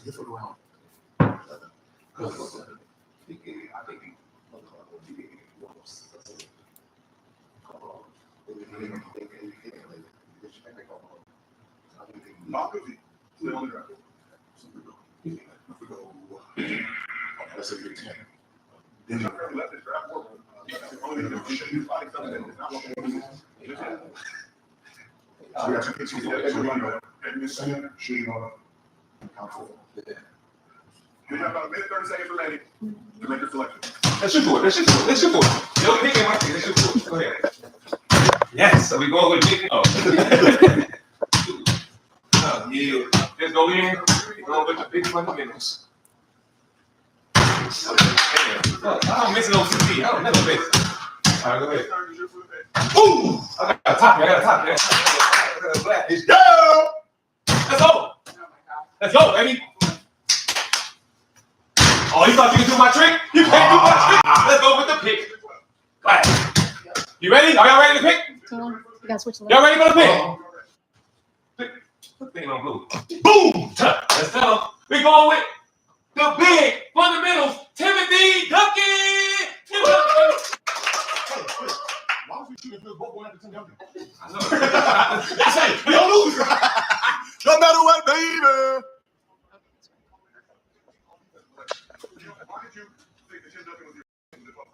Because we already have a 1 and a 3, and so we need a 2, 4, 5, and I think with Tim Duncan right now would be the best choice since we do have the 14th and 15th pick, and I don't think they were talking about some Duncan is boring as hell, but he's a winner though.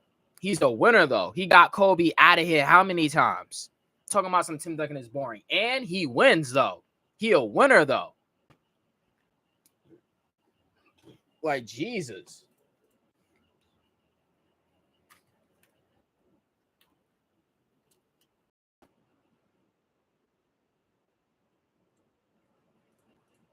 I think McCants with his 13th pick will pick another 5-man, right? So that means I didn't have to waste a pick on. We didn't have to waste a pick on 5-man, and he's looking for either a shooting guard or a power forward right now. So it was best for us to take the best power forward out of the game off the board. Oh, wait, how many jerseys these boys got? God dang! They went to the mall. Did they go? Y'all look at this. They got 52 jerseys, man. Oh, you know he's picking Bobo. Woo! Y'all see it, baby. Y'all know who we got. We got Duncan. Duncan Pender Hills. He wants a guaranteed deal if he's taking the deal bring all time later, bro. You'll have to deal with your first 3 picks. LeBron, KD, Tim Duncan. And we are done with round 3, so I will recap the picks for you. First pick around 3, Rashad, if you're winning down, take it all that up. What did they talk about? Brandon picked Giannis, and he'll be in the round by selecting Tim Duncan. So let's go to Rashad.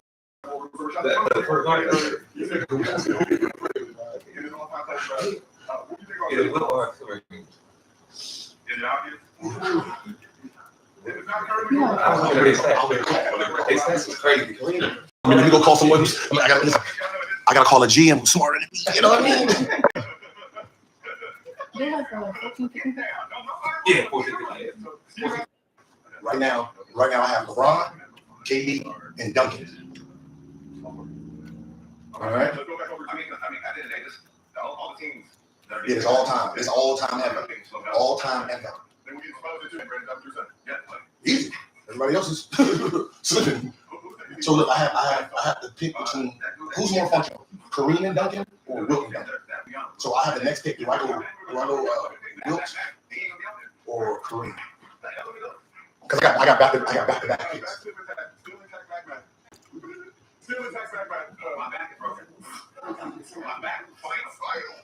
Kareem and Duncan. Okay. That's all I have to do. I have LeBron, Duncan, and Kareem. We go for a real thing.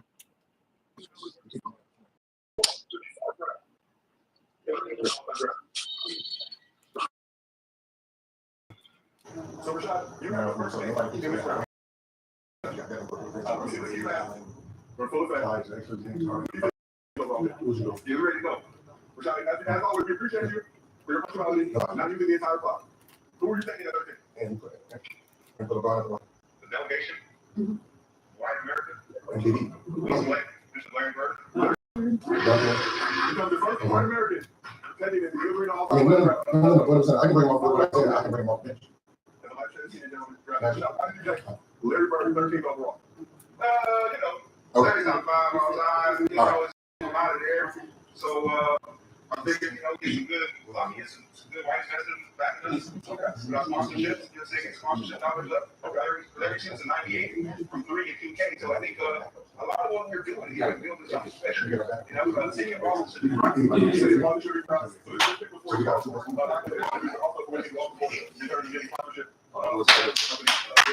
Hey, so look. With our next pick, we're probably gonna go with Magic and have the second or the best point guard come off the bench. So LeBron and Magic is gonna be our 2 points, and then we'll probably go with Kareem, and Duncan play better together than Wilt, and then.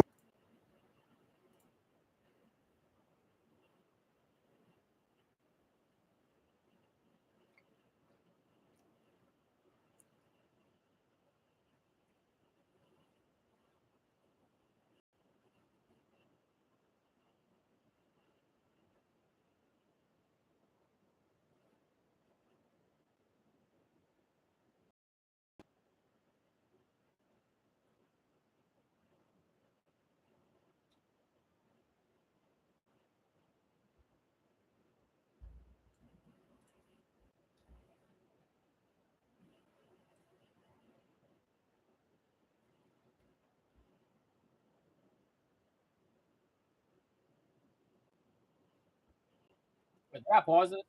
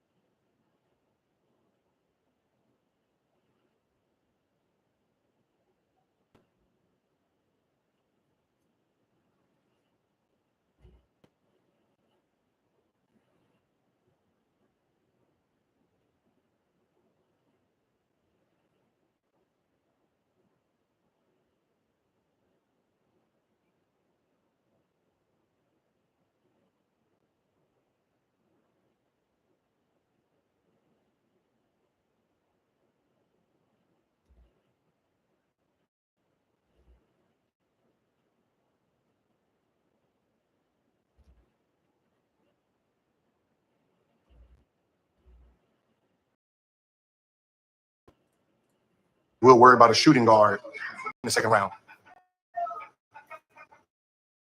So we'll take now. So now we got Larry Bird. See, this is why. See, I ain't gonna be on here for two. I ain't gonna be on See, this now- video. I do want to go back to. These 2 picks we have, we will have. I do want to go back to my superhero videos. I'll just think on it out there. Just throwing it out there. Yo, I'll be looking for now, but I'll be right back. All right, no problem, no problem. We just randomly watching shit. I'm not gonna hold you. Like I've been watching Gil Arenas' video for I think for the past hour. I think I'm about to jump back to my superhero videos, and then we're gonna be doing some reactions after that. So got plenty of shit to watch today. That's the thing. Kareem didn't have no jumper. Duncan did. We can float Duncan. But I was watching Kareem with dribbling too. Kareem, you gotta have something. Who did shot me?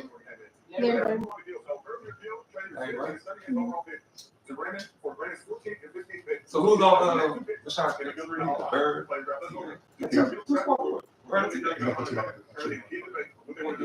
Maybe. And motherfucking. Hold on. We beat Bird. T-Man.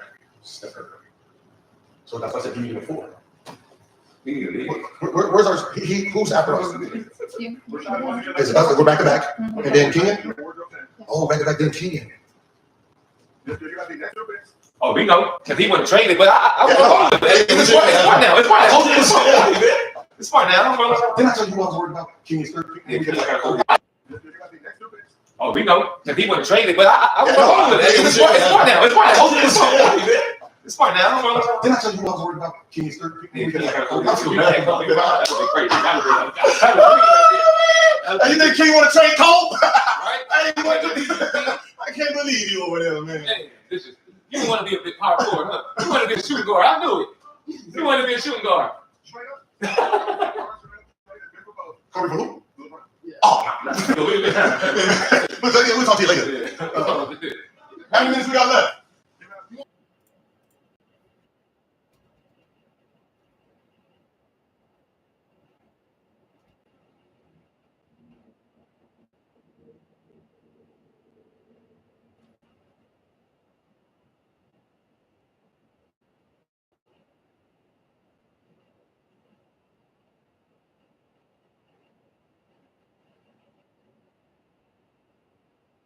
He said, "What? You want Kobe for LeBron? Straight up trade?" I'm like, "Kobe for who? LeBron? Oh, no."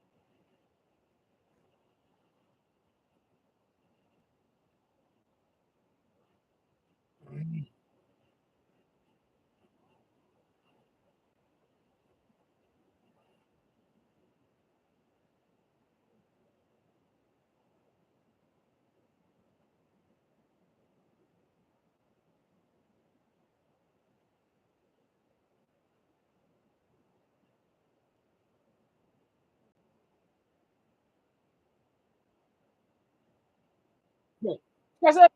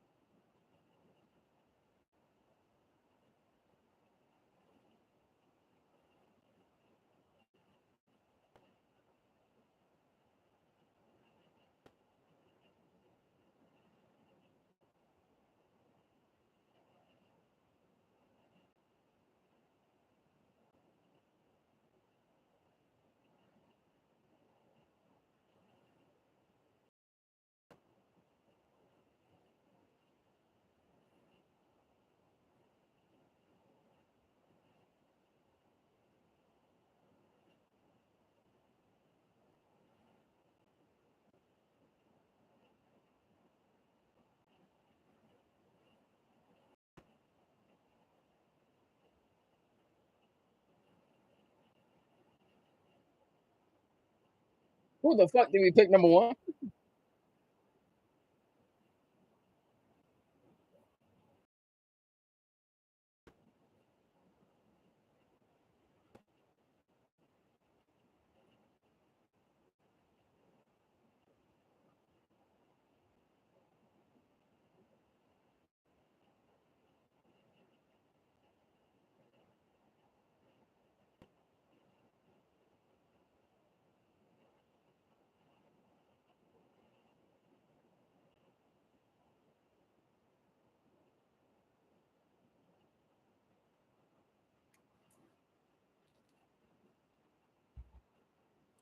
I fuck with his team though so far. He got LeBron, KD, Tim Duncan. He got LeBron, KD, Tim Duncan, and Magic. LeBron, KD, Tim Duncan, and Magic. He don't really got a real center yet, though. Even though Magic could play center, but still, he don't really got a real center yet.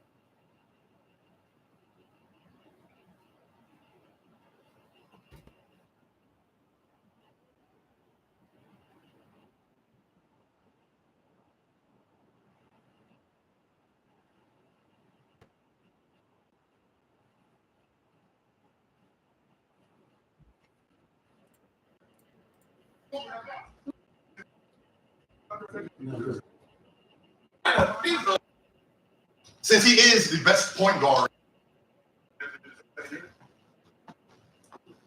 who the fuck did we pick number one? When this is over with.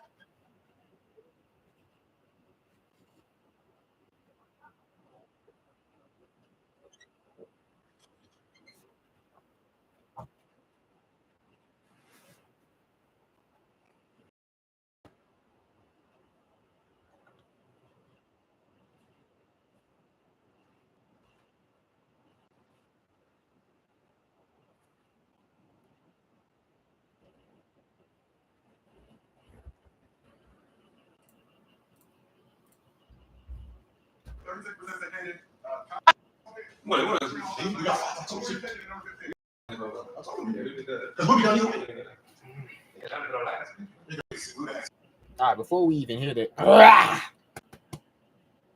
nasty.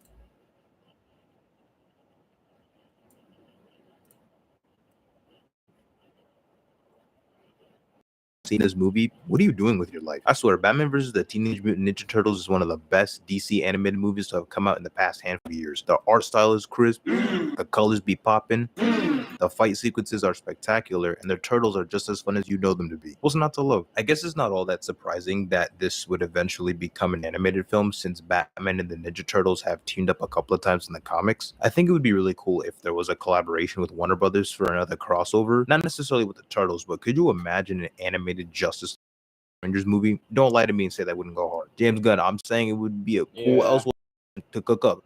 Copywriting purposes and stuff like that. Different companies, different owners, you know, money. That's all I'm saying. Come on, Jimmy, you gotta have something.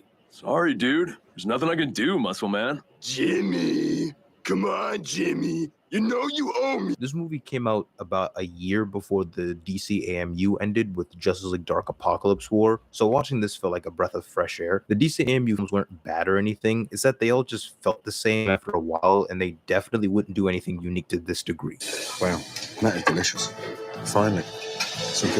What I can say is that this movie is just a good time. You get to see some pretty cool dynamics between the Turtles and the mini Bat family. You got Donnie and Batgirl working together to manifest an anti-ooze formula in the Batcave, or Donnie and Damian getting saucy with some tag team combos. I think the humor also works really well, which most of the time comes from Mikey. Like, who doesn't like Mikey? If you don't, Calling me dude is not helping your case, young Master Michelangelo. Come on, old Master Alfred. Awesome. Dibs on the Batmobile. We have our own ride. Don't care. Called back. So many buttons. Could I please just... Don't press anything. Michelangelo. I'ma hit all of them. I've always wanted to hit every button. You see Batman mollywopping some members of the Foot Clan as they were partaking in an attempted robbery of Wayne Enterprises. Next thing you know, Shredder pulls up with a dramatic entrance, and as soon as both him and Batman locked eyes, it was on sight. Shredder wastes absolutely no time. He was on a mission. Batman was taken aback a bit by this, and I hadn't watched a Teenage Mutant Ninja Turtles cartoon in a while, so I done nearly forgot how cold Shredder really was. Bro was about straight business, no games. But Batman knew it was time to lock in, throwing every projectile which does absolutely nothing, so it was time for the next best thing. Straight hands, no nonsense. Going blow for blow and wanting Shredder to have a free sample trial taste of metal pole. Bitch! I know that CTE went crazy. This man's leg movements are too clean. Straight up grabs his head and flips him over his right leg. Bruce must have done a movie marathon of the MCU, thinking he was Captain America from the Winter Soldier, going in with a front kick in the air.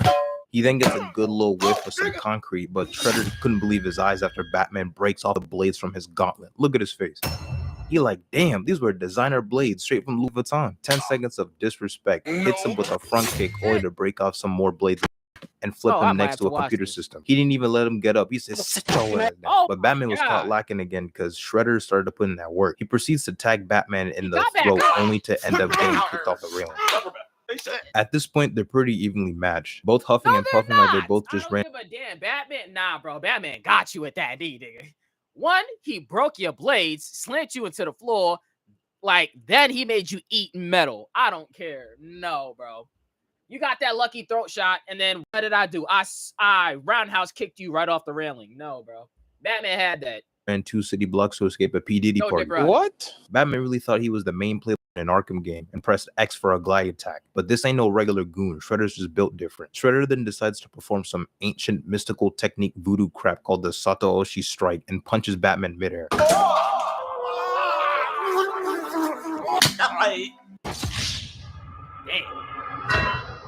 Lucky shot.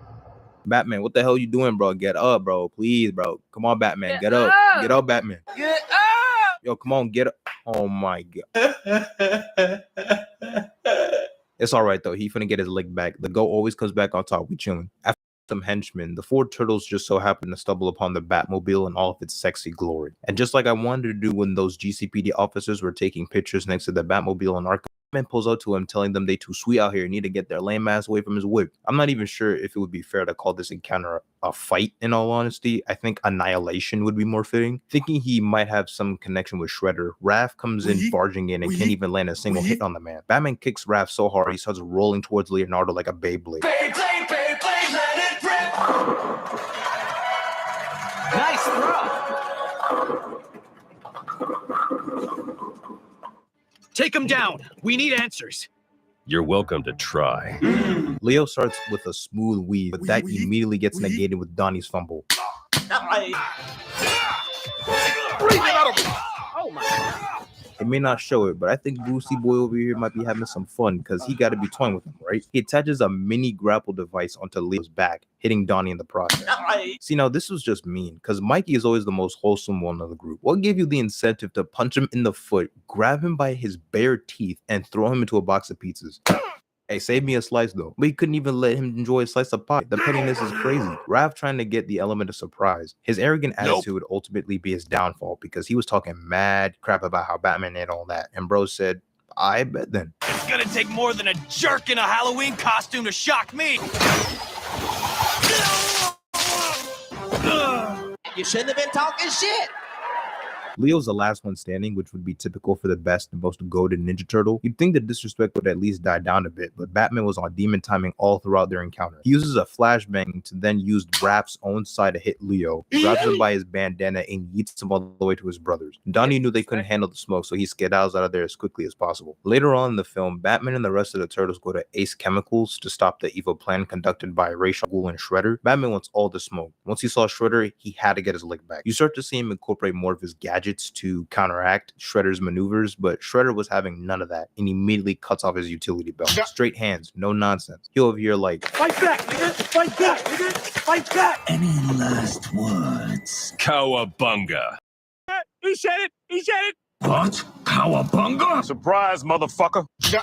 But just in the nick of time, Raphael comes in with a sneak attack. At this point, Batman was sick and tired of the shenanigans. Bro actually decided to lock in this time, giving Shredder nothing but help. Oh! Yo! Hey! Oh, my God. Come here, boy!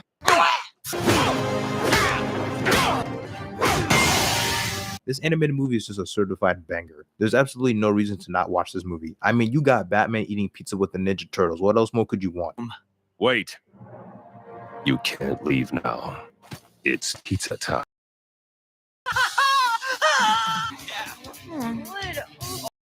Huh? Gray always looks so fire to me, better than Black. Oh, I'm not gonna hold you. That's what I'm talking about. This shit means something to me, man. It's got good action, humor, fun banter between the characters. You get to see some iconic Batman villains get injected with the ooze and turn into monster-like creatures. You got Mr. Freeze as a giant polar bear and Joker as a cobra, because why not? They honestly need to do more stuff like this in the future, because this right here is bussin'. They cooked and the food was magnificent. It is a masterpiece, James. Complete, comprehensive. JLA and Power Rangers, I mean, I'm just saying, it's right there. It's right there.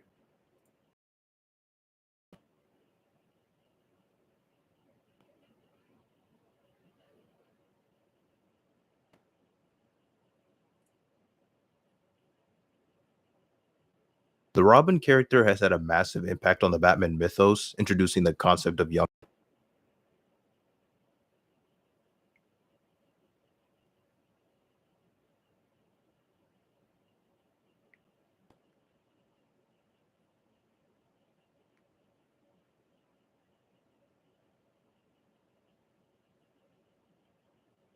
sidekicks and serving as a catalyst for the expansion of the Bat family. The most notable characters of the mantle of Robin come down to the main four: Dick, Jason, Tim, and Damian. Dick Grayson as Nightwing is just the best protege in the Bat family. He is quite literally the golden child. Not an opinion, it's just facts. Many people like the character of Jason Todd as Red Hood with his more brutal approach to crime fighting and how he's able to challenge Bruce's ideals. Tim Drake is definitely the best when it comes to Robin, as he was able to bring Bruce back to a more level-headed state after the death of Jason Todd. Definitely a cool character. Well, at least before the New 52 anyway. But he doesn't really get the love compared to Dick and Jason. When it comes to Damian Wayne, however, this is where things seem to get a little dicey in terms of how he was received by the fandom. This kid was not like that at all when he was first introduced in Grant Morrison's Batman run. There are still people to this day who just simply find him annoying and as Robin through and through. His introduction really did Damian no favors, as his existing continuity is based around Talia drugging. I messed with Damian heavy though. Him as a character, the way how he came into creation, different. Batman, as he was seen as the perfect choice to breathe the air of the League of Assassins. My mic is soft as hell. Raph is definitely the. I mean, he's one of the best. My personal favorite is Mikey. Who can't love Mikey? Like, come on now, who ain't gonna love Mikey? But what do you mean by like my mic is soft? It looks soft, or like I sound soft? I don't know. Which also saw the start of Talia's more villainous nature in DC Comics and in other media. Damian just came off as this pompous douchebag of a brat, thinking he's better than everyone else. It created this weird tension between him and Tim Drake initially, who was Robin at the time. Pretty much immediately after Damian is taken to the Batcave, he starts causing problems, trying to prove his worth and skill, trying to fight Batman and whatnot, disrespecting everyone from Batman to Alfred, talking about some, don't tell me what to do, my mom let me do whatever I wanted. Ungrateful towards literally everything he's given, throwing temper tantrums left and right. The worst part was when Damian went out. He was acting like a little dickhead, but I mean, you gotta be honest. Like, look how he was raised, though. He was raised by goddamn assassins. For a little bit, and he came back with a separate. Jason Todd. Oh, my mic keeps cutting out. Huh. Interesting.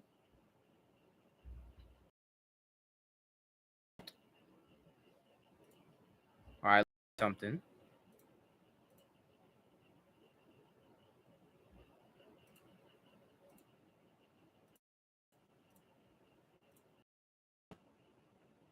Let's make some tests. Testing. 1 2 1 2. Okay, I see it's not popping up.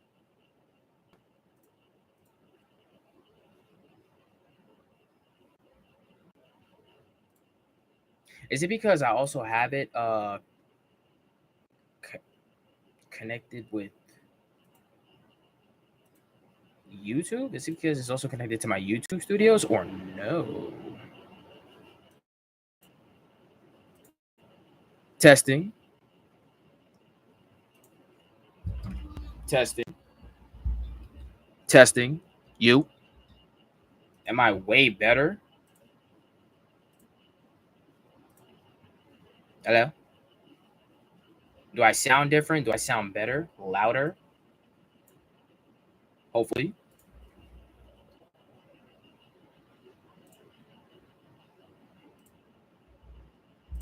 Severed head in the bat cave while talking to Tim. So he and Tim have a little tussle, and as Tim is trying to talk him down on the giant T-Rex, he Hopefully socks that him in the fixed it. face, leading him to fall to the ground unconscious. Then he has the audacity to take a Robin outfit, pretty much declaring himself as Robin, claiming since he's Batman's son, he was his right to replace Tim. So we don't have the capacity. You do start to see the growth of Damian's character with Batman's supposed death in Final Crisis and Dick Grayson taking up the mantle of Batman with Damian as his Robin. Even into the New 52 in Rebirth, you see how much Damian views Dick as an older brother and cares for him deeply. With the New 52 Batman and Robin series with Bruce back as Batman, you see the bond between Bruce and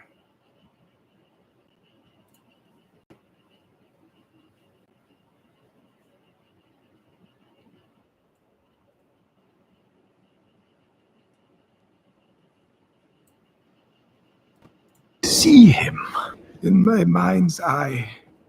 Kenobi.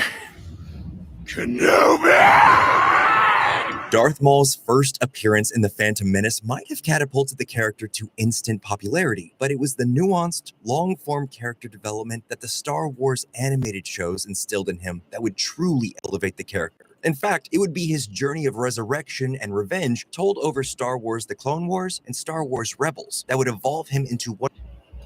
Oh, the delay is crazy. I'm not gonna lie, like that's really how streaming be though. Like, you know, maybe refresh, but most streams just always have some type of delay type shit.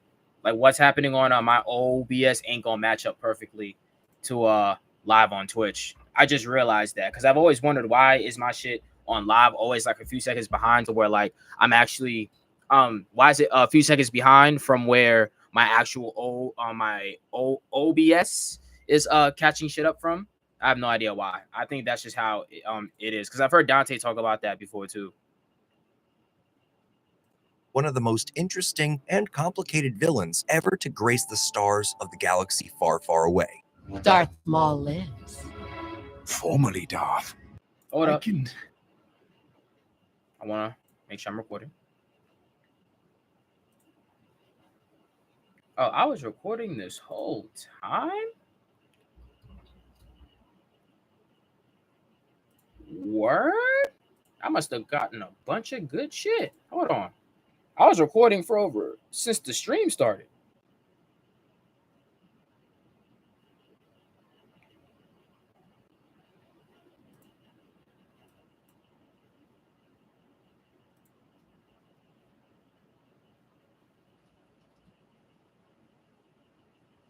Okay, so my mic definitely was cutting out.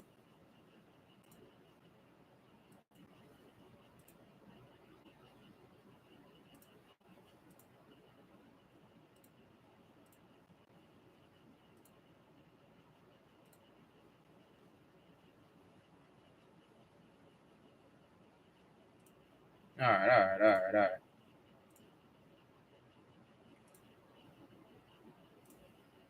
Well, mic is fixed. Mic is much better now.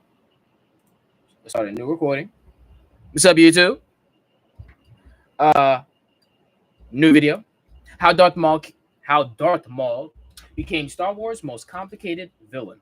Honestly, the Star Wars series, Star Wars: The Clone Wars on Cartoon Network, I tried like 500 different times to try to get into that show, but it just never stuck with me. It looked fire. It looked cool. And it looked like if you stuck around and actually watched the show, probably paid off like immensely. But hey, that show was too long, too random, too complicated. It was too slow. I'm sorry. It was too slow for me. But it looked fire because there were so much scenes. Darth Maul, Darth Vader, all the other niggas doing their crazy stuff. It just looked fire if you actually stuck around for the fire. Couldn't do it. I'm sorry. ask me how do I watch shit like One Piece today? I don't know. But I just couldn't do it. Darth Maul, though, I feel like he's probably like after Darth Vader, probably one of the most recognizable Star Wars characters. So let's get into it.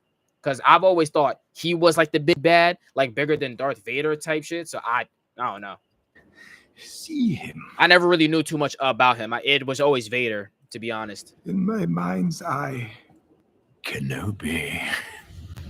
Darth Maul, the best hit? Okay. Darth Maul's first appearance in The Phantom Menace might have catapulted the character to instant popularity, but it was the nuanced, long-form character development that the Star Wars animated shows instilled in him that would truly elevate the character. In fact, it would be his journey of resurrection and revenge told over Star Wars The Clone Wars and Star Wars evolve him in.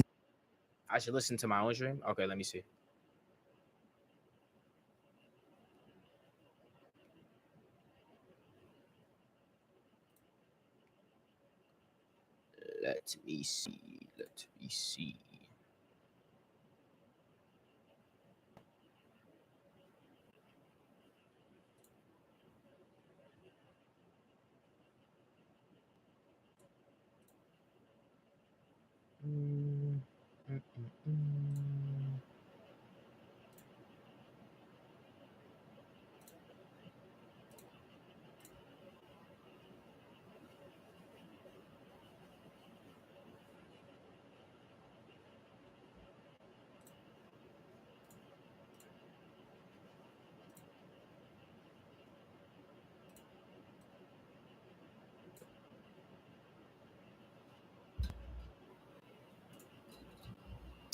Let me see. Let me see.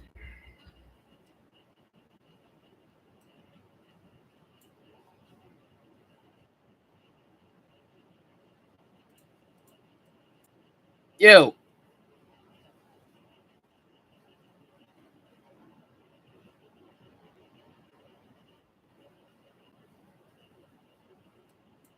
Wait, why does it keep repeating? Like, oh wait, because of the echo. Obviously, I'm watching my own shit. It's gonna echo. Okay. Duh.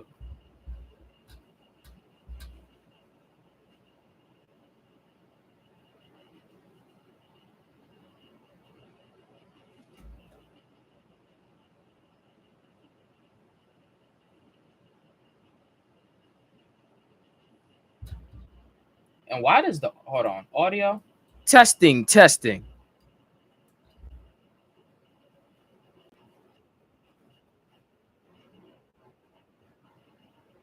It sounds garbage. Give me a second. I think I might have to